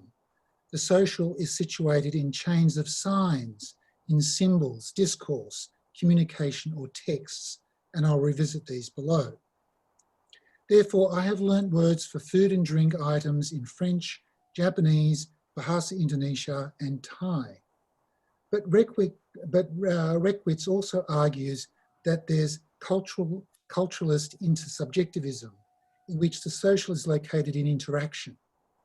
Therefore, those model dialogues which taught me how to order in a restaurant or from the on the street vendor is an example. Experiential learning might be a combination of both. Reckwitz defines practice as a routinized type of behaviour. With hindsight, can the social practices surrounding eating be simply reduced into a bilingual vocabulary list, a model dialogue, or routine? Is there more to it than this? This presentation is not a tips, tricks, and techniques type of talk. It is more a self-reflective piece that attempts to unpack some of the issues involved when we pedagogize. If you haven't done so already, I would suggest Edmund Hansen's 2011 book, Idea-Based Learning, a course design process to promote conceptual understanding, in which he advocates a backward design model. By using the 6 basic questions, who, what, when, where, why, and how, as well as the notions of zooming in and zooming out, I offer you the opportunity to join me on a journey through thinking about eating as a social practice and what that means for your classroom and the students you teach.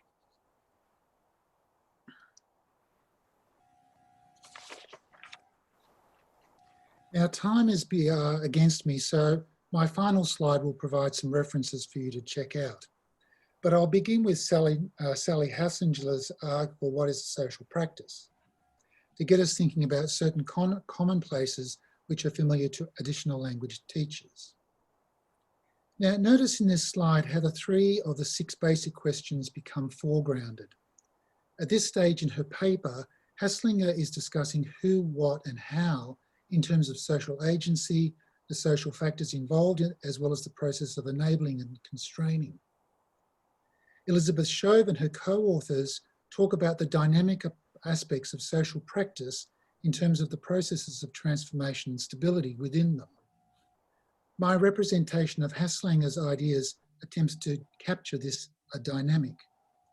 Moreover, when it comes to L2 development and the contact situations that learners encounter, I'd like to suggest that such encounters help to transform everyday life in the target culture, but this is jumping ahead. In his work on practice theory, Joseph Rouse reminds us about normativity and regulation. In relation to L2 development, the debates about norms, rules, and regulations are useful in the context of social practice theory, especially when it comes to L2 course design, especially learning outcomes. It would be interesting to hear your own experiences of designing your courses in terms of how they relate to Haslinger's view represented in this image. Here is one of the examples Haslinger gives. My comment at the end of the slide reveals that for L2 teachers, there's nothing extraordinary here in paragraphs 1 and 2. Though zooming in on aspects in the other paragraphs, Haslinger opens up issues regarding nutrition, mobility, and health. The development of our own personal practices mentioned in paragraph 4 is important to know how our learners respond to the social practices of eating.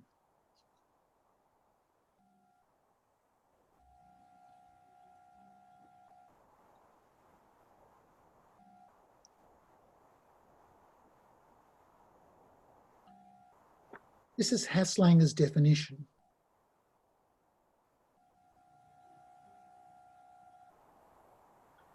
We can easily compare and contrast her definition along the binary of L1 and L2. Intercultural language learning and teaching, experiential learning, as well as more broader fields such as intercultural communication. Costello, Schaefer, and Silva note that the practice of eating itself has not been fully understood, mainly because eating represents an extremely personal and social act, intrinsically linked to many other central daily life processes. And this can be seen in the next slide. Excuse me.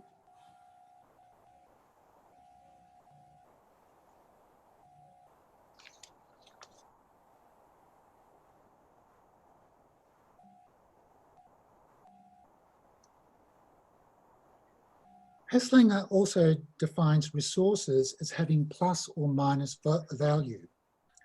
The point here is to consider what kinds of values are involved in the social practices involved in eating and how they impact on the decisions we have to make when we pedagogize them. For example, to make the claim that the Japanese diet is one of the healthiest ones in the world has positive value. But it belies how Japanese themselves actually practice eating and other associated practices such as dieting, exercise, and shopping, as well as issues such as gender, age, socioeconomics, disability, and so on. One of the challenges in L2 development and its teaching surrounds, as Takahashi mentioned in her opening comments, is stereotyping and the motivations for doing so. On this, Ito Hiromi's short essay, Intangible Cultural Heritage of California, that appears in the most recent issue of Exchanges, the Journal of Literary Translation, presents the intriguing case of her dealing with California roles and acculturation, something I'll come back to. Now, this is a busy slide. Bernard Mohan looks at social practices and their accompanying knowledge structures from a systemic functional linguistics perspective. The theory, practice, and reflection-action relations interest me, especially in how these relations could be used to pedagogize the knowledge structures that he discusses. Mohan zooms in on one of the fundamental aspects of systemic functional linguistics: field, tenor, and mode. He considers only field and divides it into subject matter of the text and the social practice taking place, and suggests that the social activity is first order field and the subject matter is second order field. And we'll come back to this in the next slide.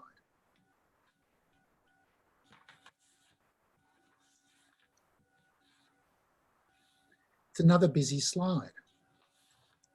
But here you can see that in the first order field, some important L2 development opportunities to reflect on, which we'll come back to them later on. Now, what I'm saying here is that we need to decide how first order field and second order field relate to each other in terms of course design. And Edmund Hansen's big ideas and enduring understandings help in doing so. Since there are delivery consequences, for example, how do you assess? And then how do tenor and mode fit in to complete the course design process? But let's consider the rest of the slide. Now, if you're familiar with Ferdinand de Saussure, you know all of this already. In the Chaussurian approach, the picture of the flat white is a sign, and the signifier is the written word, flat white. But the most interesting aspect of this triad is the signified, or the mental image that flat white evokes. Consider the criticism, latte sipping leftist. This really has nothing to do with either sign or signifier, but much more about the signified, the mental image.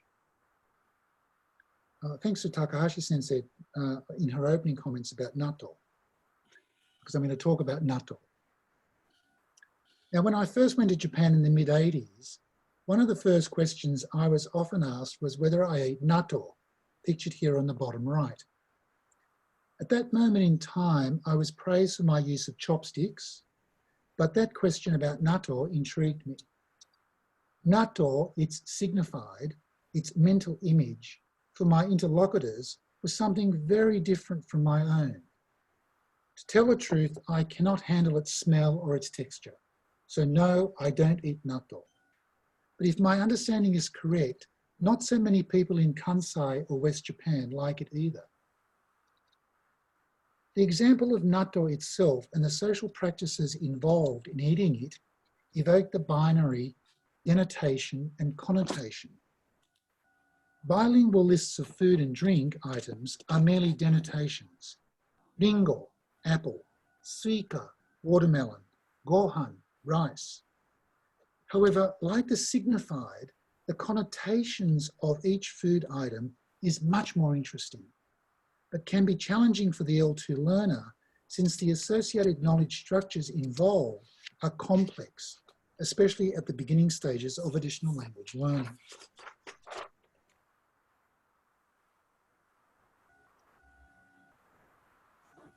Oh, wrong slide. Let's take suika as my example. It means watermelon, but the connotation is summer, fun, beach, not unlike how watermelon is signified here in Australia. Of course, they are my connotations. I go back to the contribution by Ito Hiromi about her relation to Japanese food in the USA, and I'm quoting here. The dragon roll with juicy eel, avocado, mayonnaise crab, soy sauce, wasabi, and rice. It's not a matter of whether it tastes good or bad. Actually, it does taste fantastically good. But deeper down, it accords with the fundamentals of my own life. I feel as if I were eating myself. Many a year has passed since I came to California. I haven't forgotten Japanese or rice, but I have forgotten the rest. Who am I? I'm a California roll. What connotations do members of the audience have when certain foods are mentioned?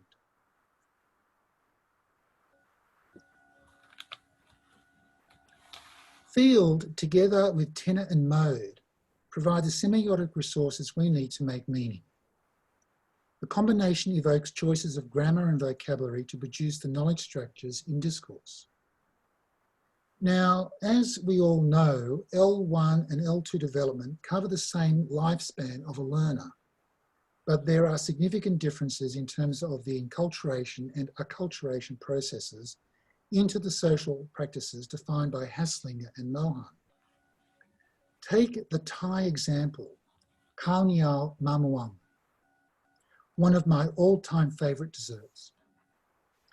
Ordering this in Bangkok in April, the main season, can be a challenge due to my less than perfect Thai pronunciation. I usually have to try several times, but usually I can get it to the amusement of whoever is selling it.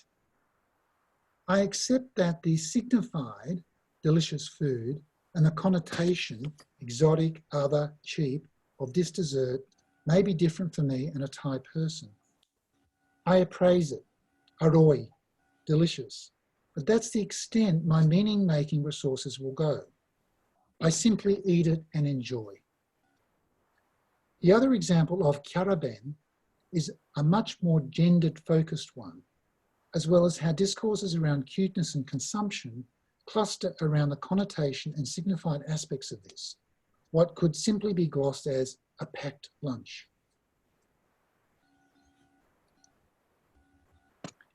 Eating as a social practice is complicated. We all know this. As Costello and her co-authors have shown, it is only part of many other social practices. A Thai example of buying mango sticky rice is a deceptively simple one. Selecting food, buying food, eating.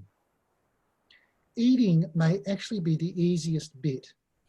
It's the rest that is fraught with risk, tension, and sometimes fear. But that's me, and that leads on to my final slide. Back to the 6 basic questions and the pedagogizing opportunities that emerge from them when we zoom in and zoom out in relation to the social practices associated with eating.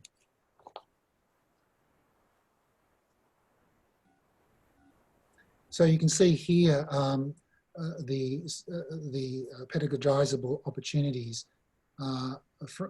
emerging from questions what, where, when, where, how, and who.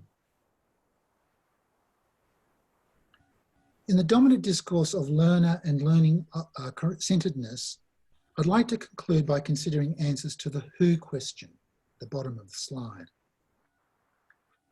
While I have privileged field in this presentation, perhaps on reflection, it's tenor, the people involved in the interaction, which needs to be the starting point in designing and delivering lessons about food, drink, and the social practices involved with them.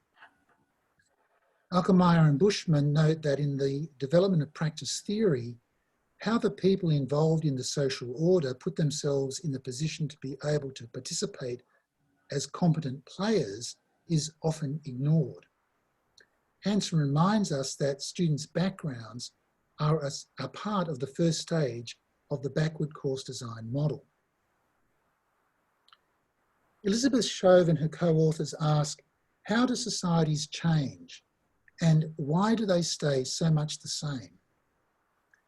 The answer to the first question is, well, I'd like to think that L2 teaching and learning and the subsequent movement of L2 learners into contact situations, and thus the social practice in which they will participate, help with societal change. You know, what is wrong with someone asking for a knife and fork if they want to eat tempura rather than using chopsticks? Yet there's going to be some pushback from the host or target culture, linking it to their second question.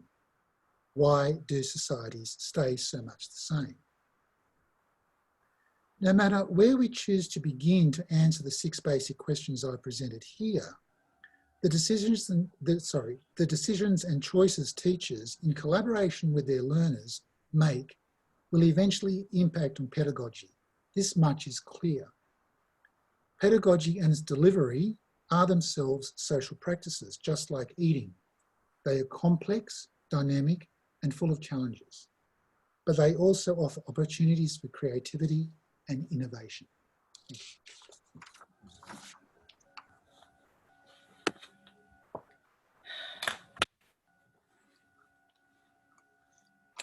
Here's my final slide, the references.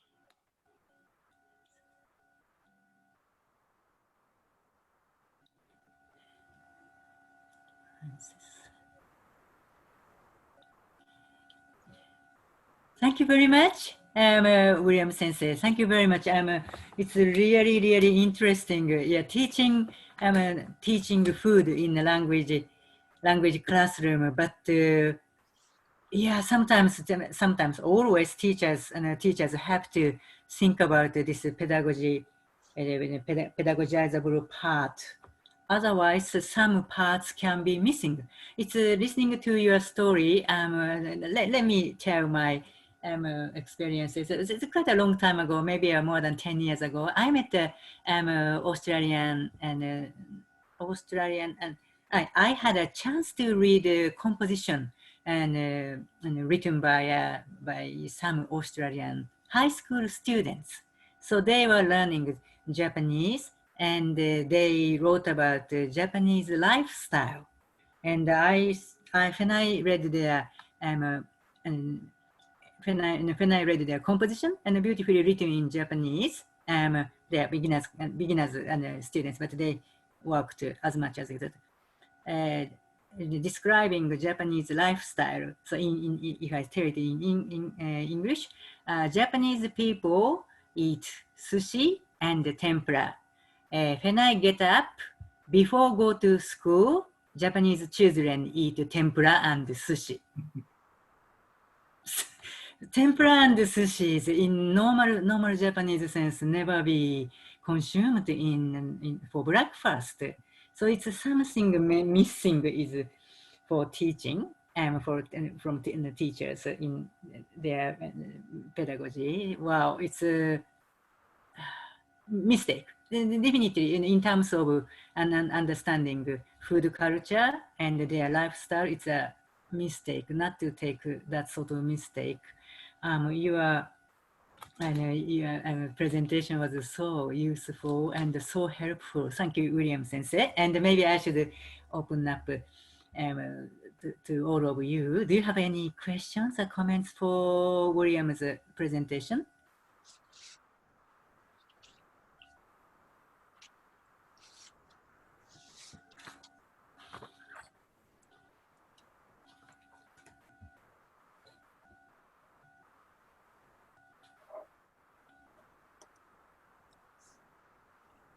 I think Takahashi-sensei, what you're talking about is the pushback.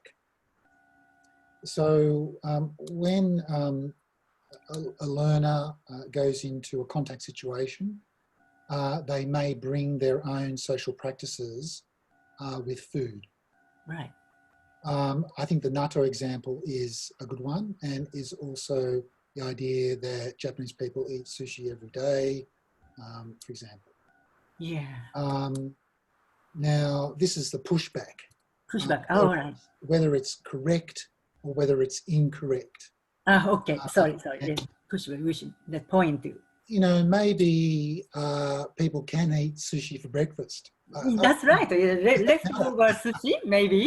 Yes, that's good. Sorry about that. No, it's an interesting one, and it goes to your initial comment about stereotyping. And the motivations to stereotype. Does stereotyping make it easier for especially the beginning learner to get it? We stereotype, we put the rules, we put the regulations, we put the norms out there in order to say to students, okay, well, this is a sort of structure, a model, but yet there are also many exceptions to the rule. As Jenny said, you know, the ideas, the translations of, you know, a breakfast, lunch and dinner are difficult in Tok Pisin. Now, how does a beginner learner of Tok Pisin deal with those new concepts, ideas of time and space? That is very difficult, from my perspective at least, to develop, especially in a classroom situation? Well, actually, I also experienced a similar thing to Jenny's, because the Myanmar people's, Burmese-speaking people's idea is people have meals twice a day. So it's quite a strong idea. Not how many times they eat snackies and have a tea or coffees. Their idea, even they are full already. Their idea is meal should have twice a day. And I just like Jenny experienced, I sometimes struggle to find the right word for translation.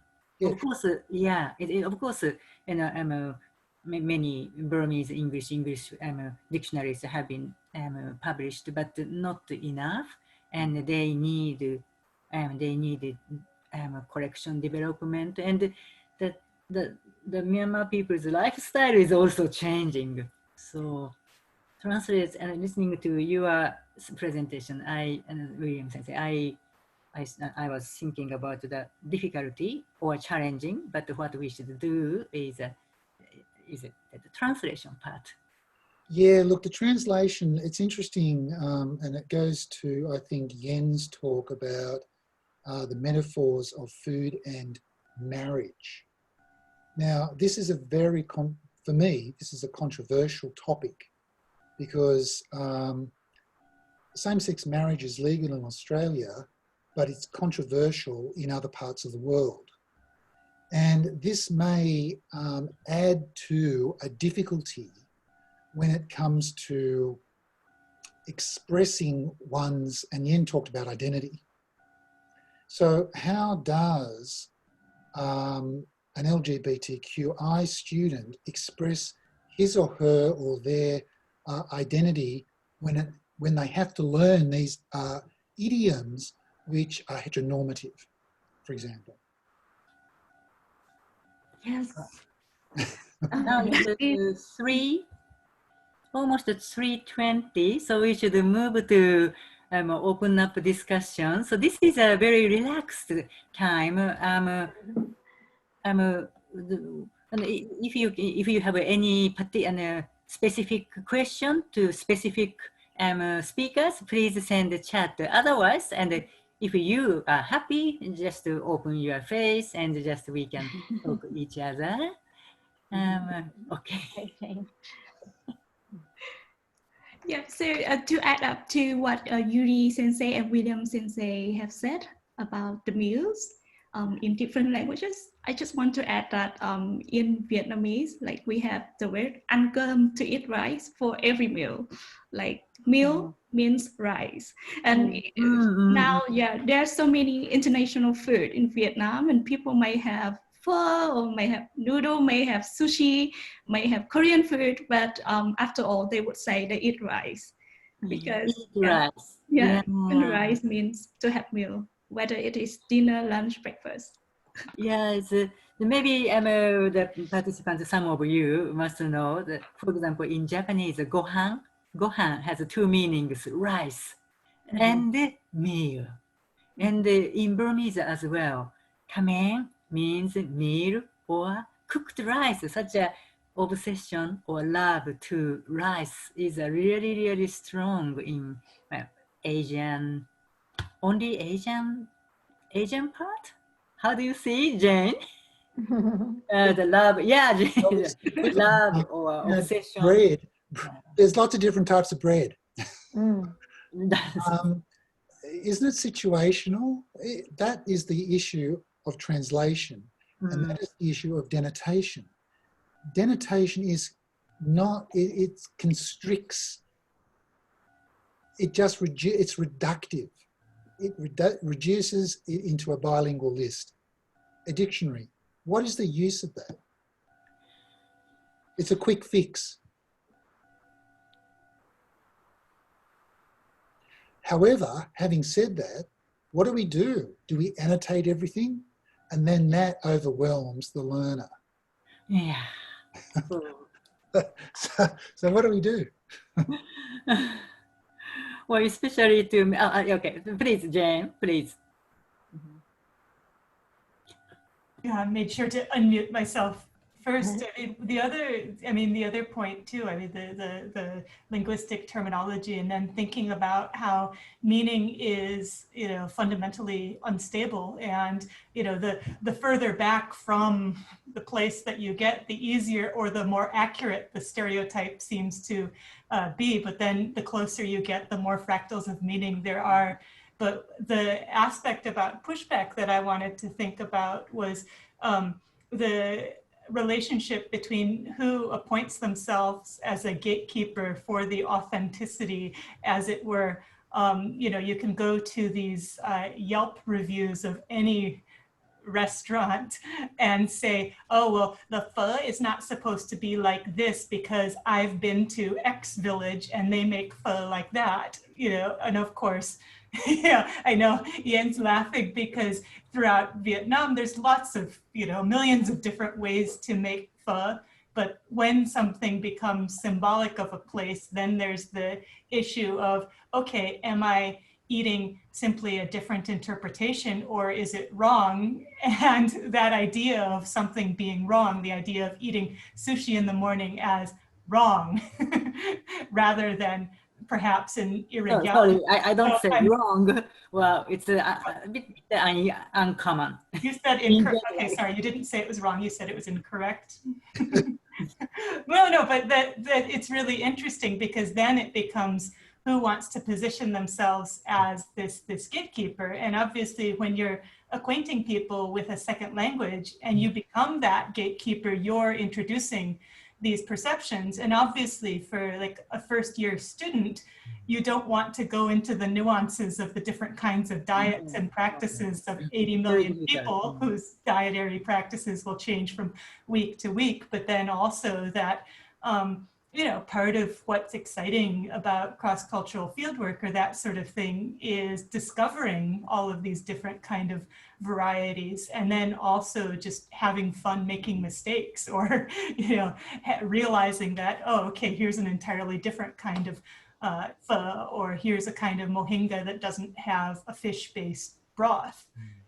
So I how something is framed as a problem or not, and then also like how a language learner might be flexible or eager to discover these differences. I mean, I don't think it's necessarily all to be tagged on, the kind of teaching that the language instructors do also. But anyway, that's just kind of my take on those issues.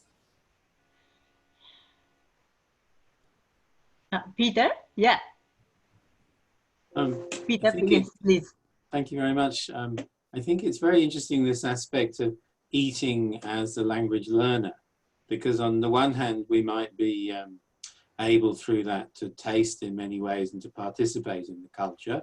But on the other hand, it's a little bit like the discussions we have about a kind of consumer culture in which we take different foods from different parts of the world, and they somehow then become part of some sort of new construction of global food.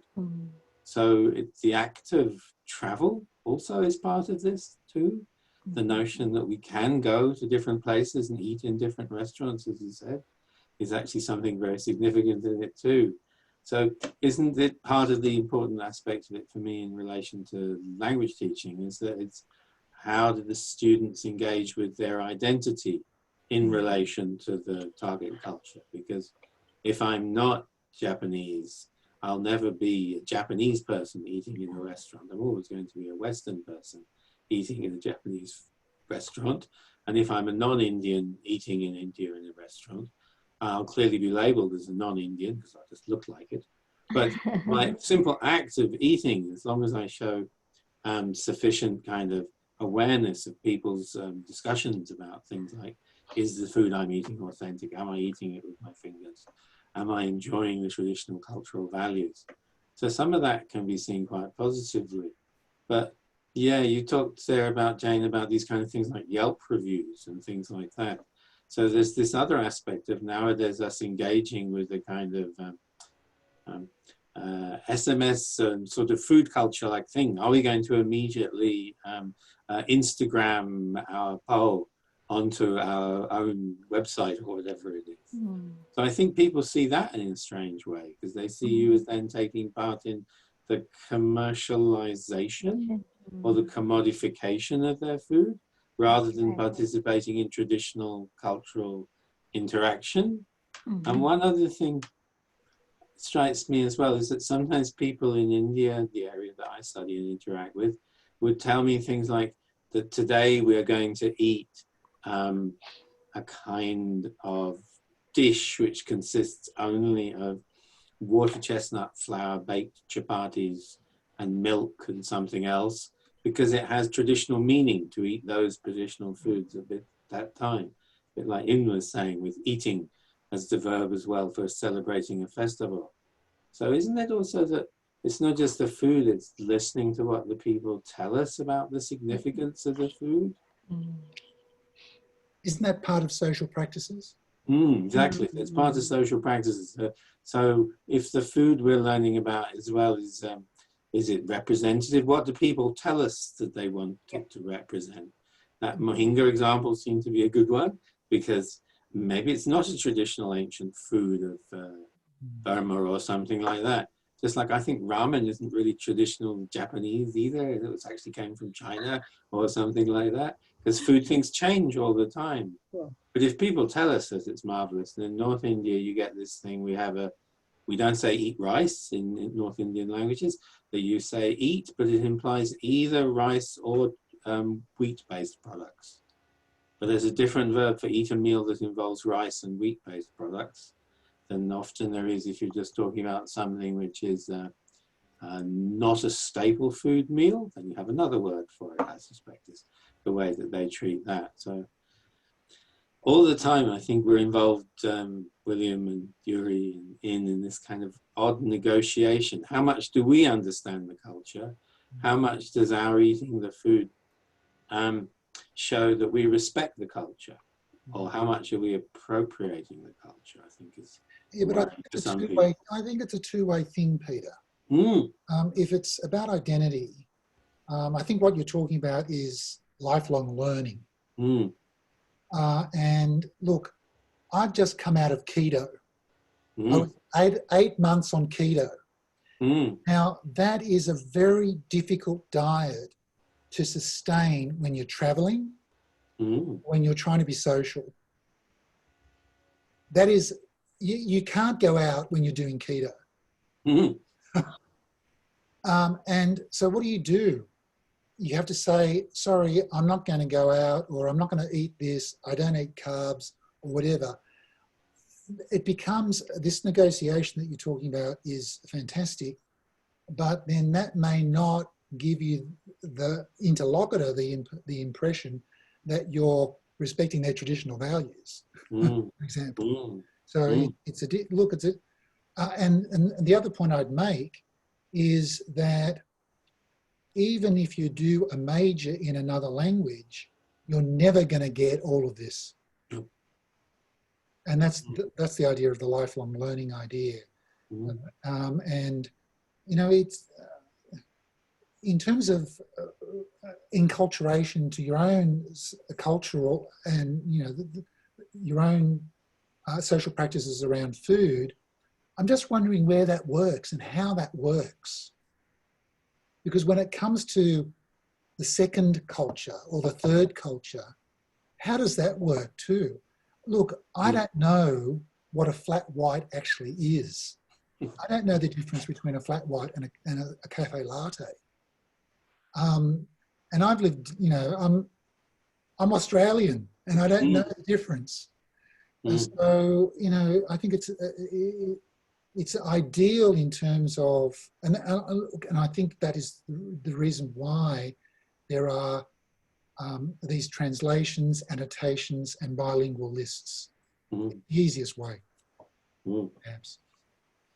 I just want to say one other thing. This is quite interesting as well. I think In was talking a little bit, you were about the way that at different year levels, you looked at different aspects of these usages. And in fourth year Hindi with some students recently, we were looking at Hindi speakers describing eating in China. and the worries that they had about finding pure vegetarian food that would accord with Indian ideas of correct ways of eating. So it's quite interesting as well. If it's one thing is the construction of this discussion as being the student learner's identity in relation to the target culture, but it's also food is a very good metaphor then for how different cultures understand each other. We can look at not just how, like something like the Burmese construction of its own national food, but then if you look at how other people from other parts of Asia experience other Asian foods, I think. But it is surprising. I've, like in that debate about natto, and then in you talking there about the way that we, people don't expect to eat blood sausages or whatever it is. So there seem to be these kind of boundaries which are drawn by people around cultures, around their own foods. It's like a test. Can you appreciate, can you take our culture? But I don't know if that's actually seen in the other cult. Do we write about our ability to, do you see things from Vietnamese people going to Japan and being shocked by natto, or Japanese coming to Vietnam and being shocked by baby bird fetus in egg or whatever it is? That's very strange. Jane. Yeah, there's tons of it. I mean, all sorts of food xenophobia. Because there's a really influential anthropology book, Purity and Danger, and obviously, okay, anything that has carbs, protein, etc., any kind of plant or animal, what we can potentially eat and use is vast, but it's our culture which decides what's meat versus what's pet versus what's feral. It's all these kinds of cultural categories, and with the variety of cultures.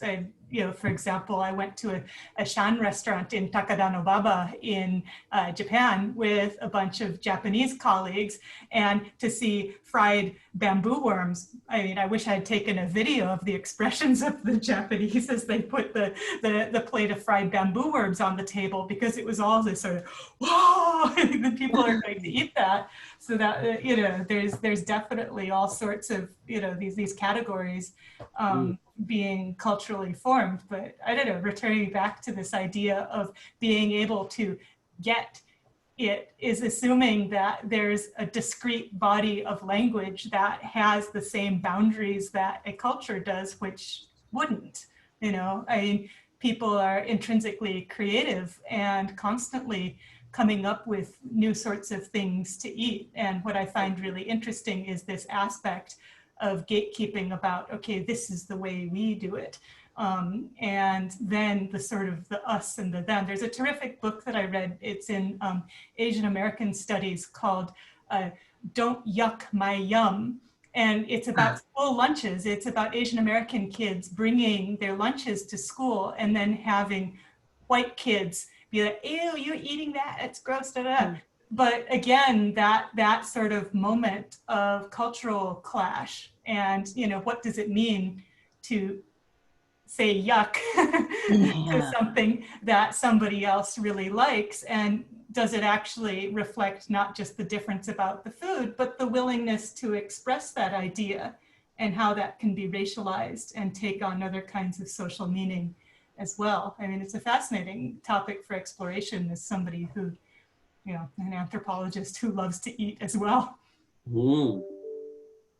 So can I just leap in again there and say, so on the one hand, we seem to have a discussion about how food is the symbol of identity, but inherent in that has also been in a way that food is a symbol of othering, the way that we separate ourselves from other groups. That's possibly the gatekeeping kind of term that's being used here as well.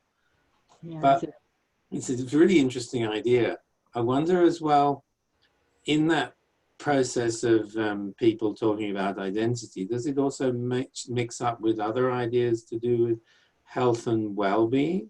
Because in a South Asian context, people also analyze foods as containing wind, phlegm, and bile promoting aspects to them. Whereas English people don't, they might say the food will make you flatulent or something like that. But it doesn't seem to be the same kind of systemization of Ayurvedic traditional medical views about food being hot or cold, or having one of these principal values.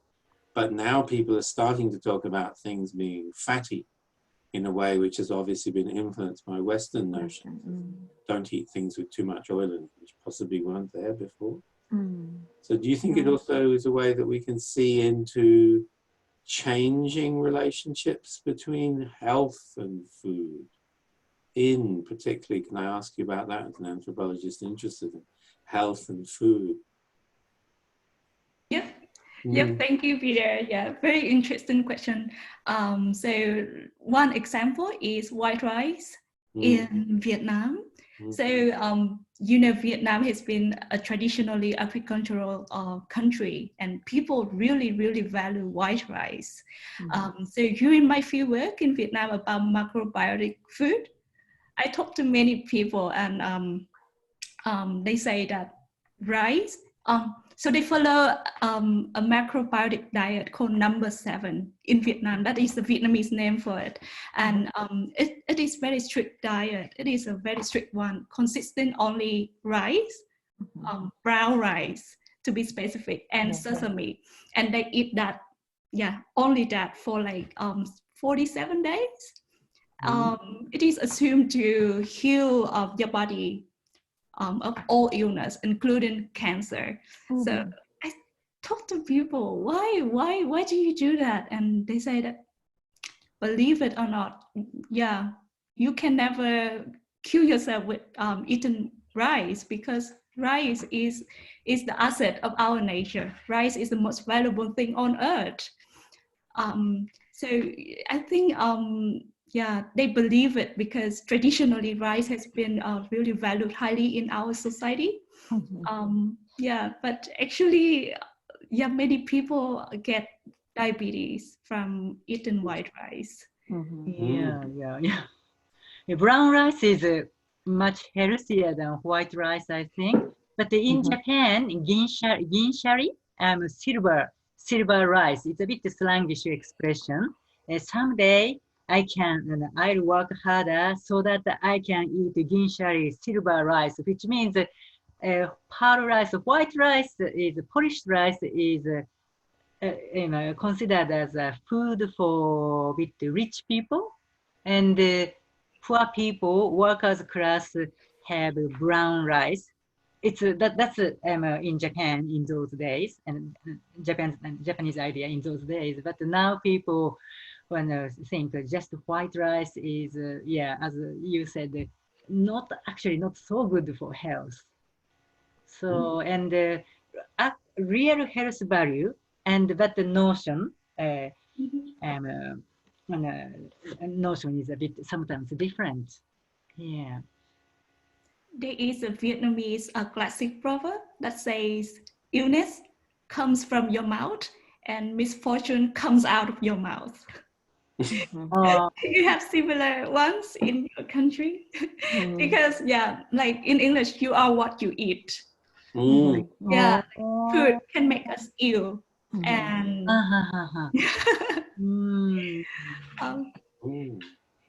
and also to add to what Jen said about school lunch, I think food also comes with aesthetic values. Like I have friends who got married to Japanese men, and the children go to Japanese school, international school in Vietnam, and because they're in the class, the same class with other Japanese kids, their Japanese mom prepared for them very beautiful lunch boxes. The way Japanese moms take care of the bento, the lunch box for their kids in Japan. But the Vietnamese mother just give very simple lunch box. And then the Vietnamese kids, they're not eat the lunch box in the school because they feel ashamed when they compare the beauty of the lunch boxes of Vietnamese moms and Japanese moms.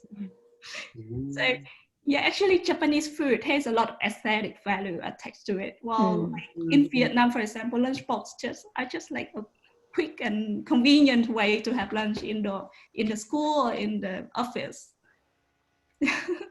Well, I saw some Japanese moms, Japanese young parents when they are living overseas.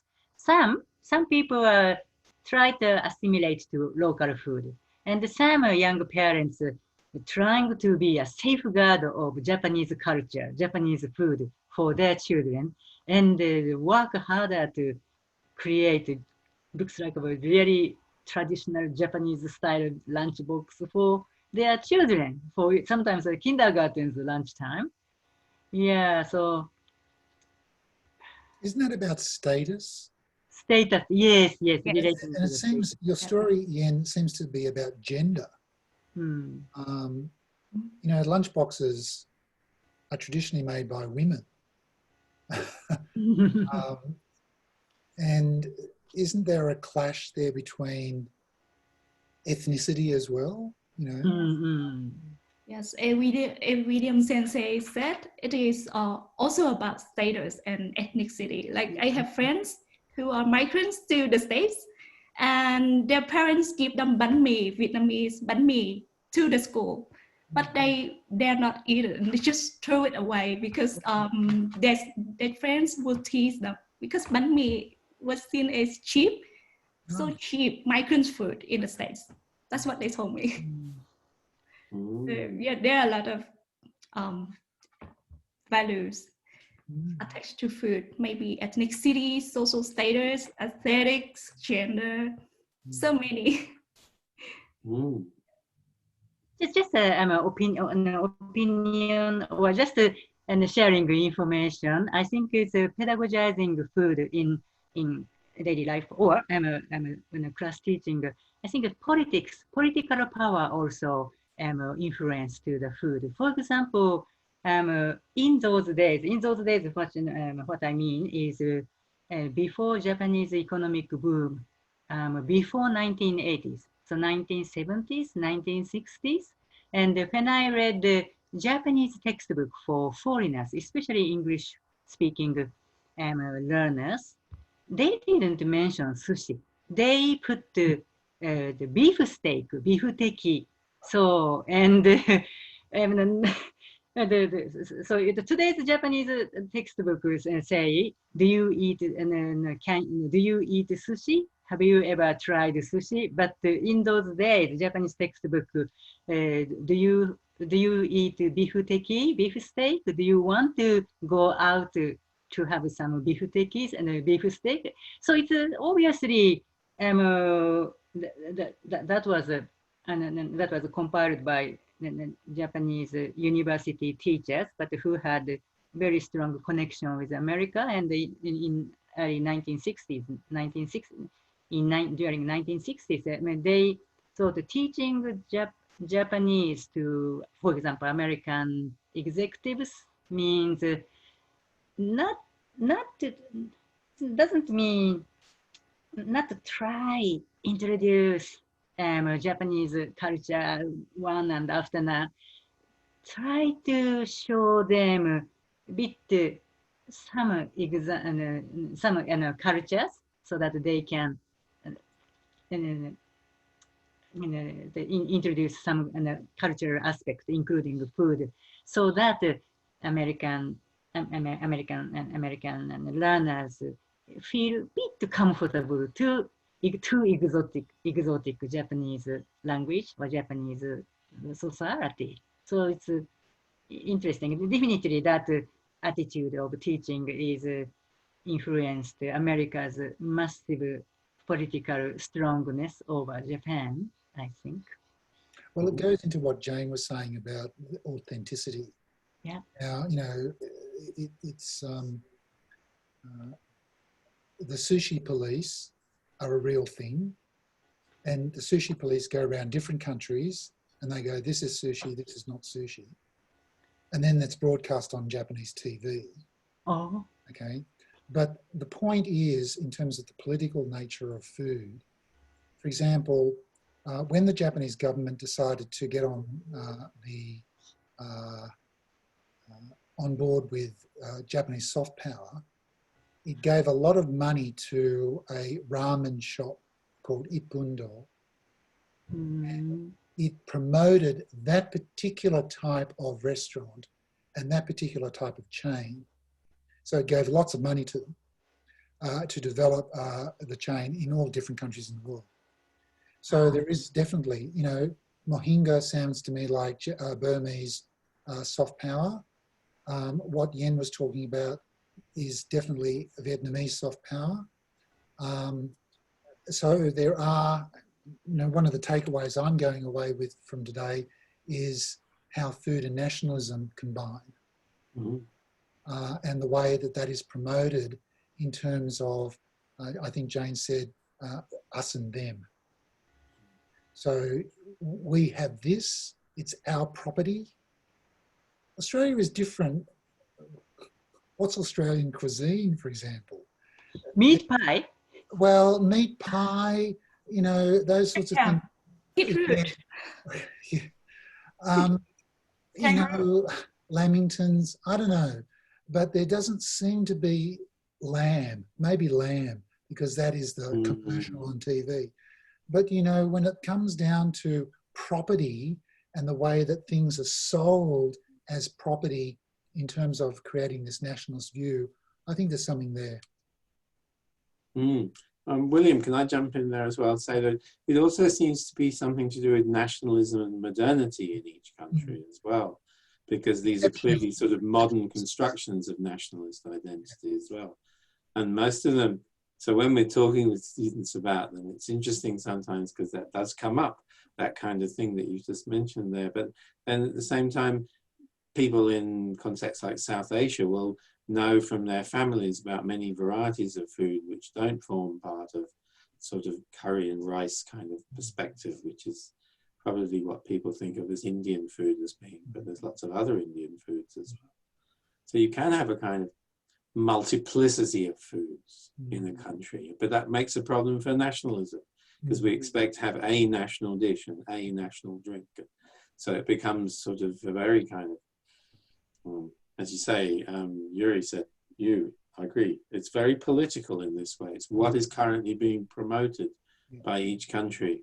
I saw a very good example of the Koreans claiming that Korean food was catching on in India. There was a TV documentary made by Korea. But then at some point in the show, it claims that Korean beef dishes were really taking off in popularity. But in India, it's extremely unlikely that Korean restaurants serving beef dishes won't be burnt down immediately by angry crowds all around them. So it was obviously not, it was a programmatic thing about Korean food is being taken up everywhere along with Korean pop music, and therefore people must be eating beef. But it was an impossible kind of set of conditions because it won't happen in South Asia. You can't do that. You can't advertise a beef restaurant without it being. I think the North Korean restaurants in different parts of the world are exist. There is, I don't think there's a North Korean restaurant in Sydney, but there's definitely one in Jakarta and there's one in Bangkok that I know of, for example. And that's one way for North Korea to make revenue by selling cuisine. So it's as if food is a metaphor at every level of language learning for what we're trying to get involved with. And whether it's first, second, third, or fourth, or fifth, or lifelong learning, food will be a lasting and powerful metaphor for how we're learning and what we're learning. And it sounds like also from what you're all saying that it won't stay the same probably during lifelong learning of a language. That's right. If we go back to Japan in 20 years, we'll find them no longer eating the same things as they are eating now, and Indian food keeps changing as well. So, and interesting. I think the Chico roll might have been the problem for Australia with its national identity. Are they still Australian representative food? Or pavlova? How about the pavlova? This still can be a big issue between Australia and New Zealand. Yes. I'm not going to go there. No. Can I just jump in there? Yes. I'm Motoko from, I'm joining in from Singapore, but I lived a long time in Australia. And I agree with Takahashi sensei. At the early stage, like 70s and 80s, the textbook was all American and it was very traditional, talking about kabuki and no, and people never saw kabuki or no in Australia. They had no idea what they were talking about, but stereotyped and the tradition was taught besides that. But so the language changes and teaching of languages changes, but no matter what, every time we talk about food, students were so interested and they all jump in and, you know, what does Japanese eat? When do we eat, etc. And with sort of from Japanese government is endorsing Tokyo dialect as a national language. But these days, it's all changing because the students are tapped into anime and manga, and there's rakugo as well. People are enjoying Kansai dialect. They love going to Osaka, Kyoto. Students are traveling very extensively and quite often than the Japanese teacher who's stuck living in overseas sometimes. So students hear all these different dialects. And I don't think it's right to just continue teaching Japanese in a textbook way as though that is the only Japanese language spoken in Japan. And so there's nothing wrong with showing a dialect. And at the same time, we can talk about all sorts of different food that's available in Japan, from north to Okinawa, totally different taste, totally different vegetables. And if you talk about the ozoni, the New Year's dishes and New Year's soup that we call ozoni, every region almost have different taste and different ingredients and how they cook. And students get really fascinated about talking about what we do in New Year's time, from Omisoka to Shogatsu. And that's really exciting and life learning language. And it's endless to discover new things. And since I'm staying or living in Singapore, I find that it's interesting that we are surrounded by not just a restaurant, but supermarkets. And the time that I came to Australia would be in the 70s. I struggled buying Kewpie mayonnaise, but it's everywhere, even in Woolworths or Coles.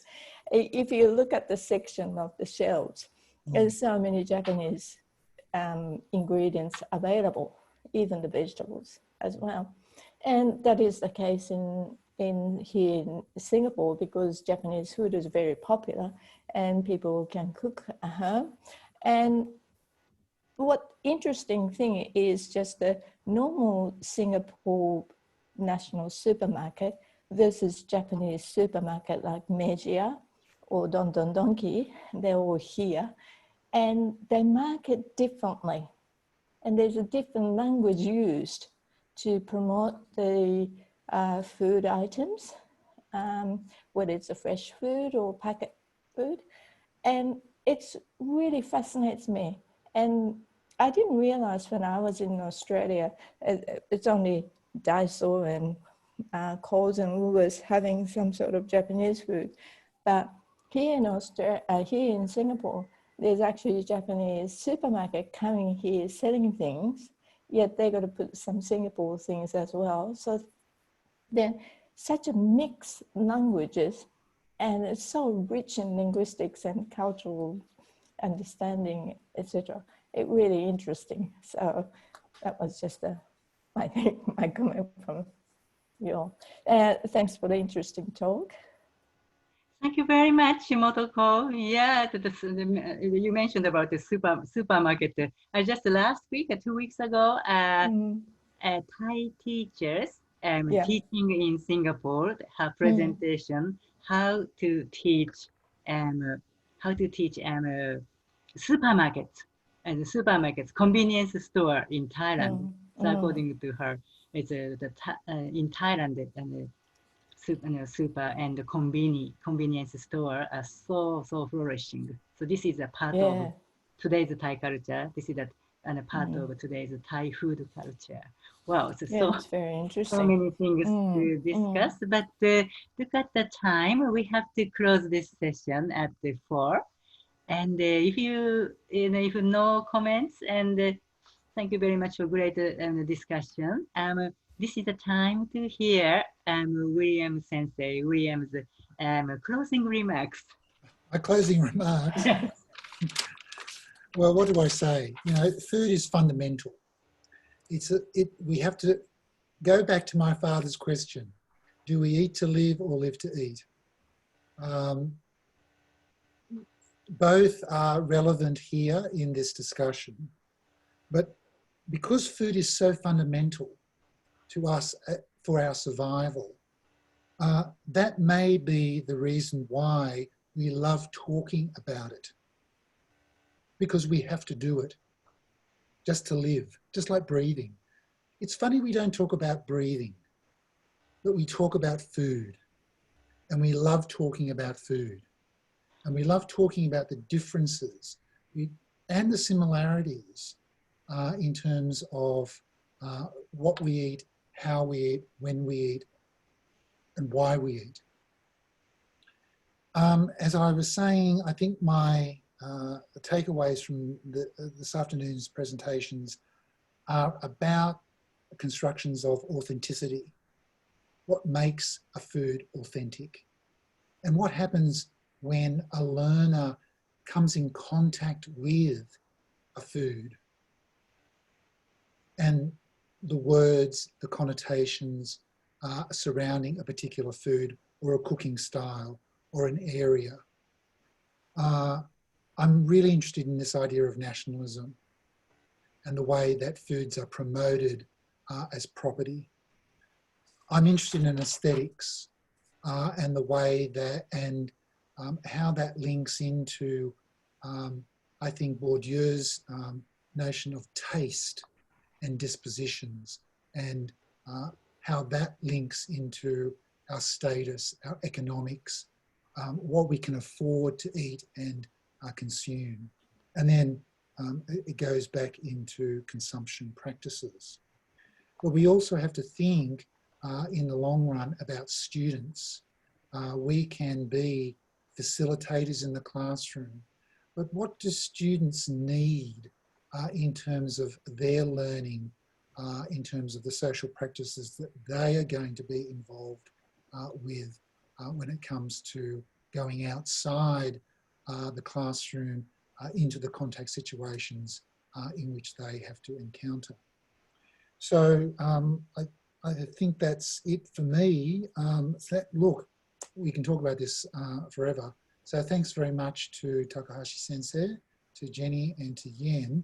And I'd also like to thank Sarah, Sarah, on creating the web, the advertising and promoting the session. I think it's been really worthwhile. So thanks very much, everybody.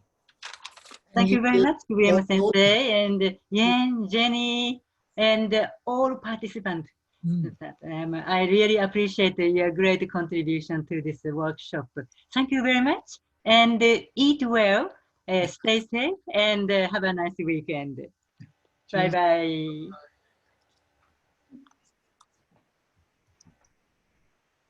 Thank you. Bye-bye. Thank you. Thank you, Moto-san.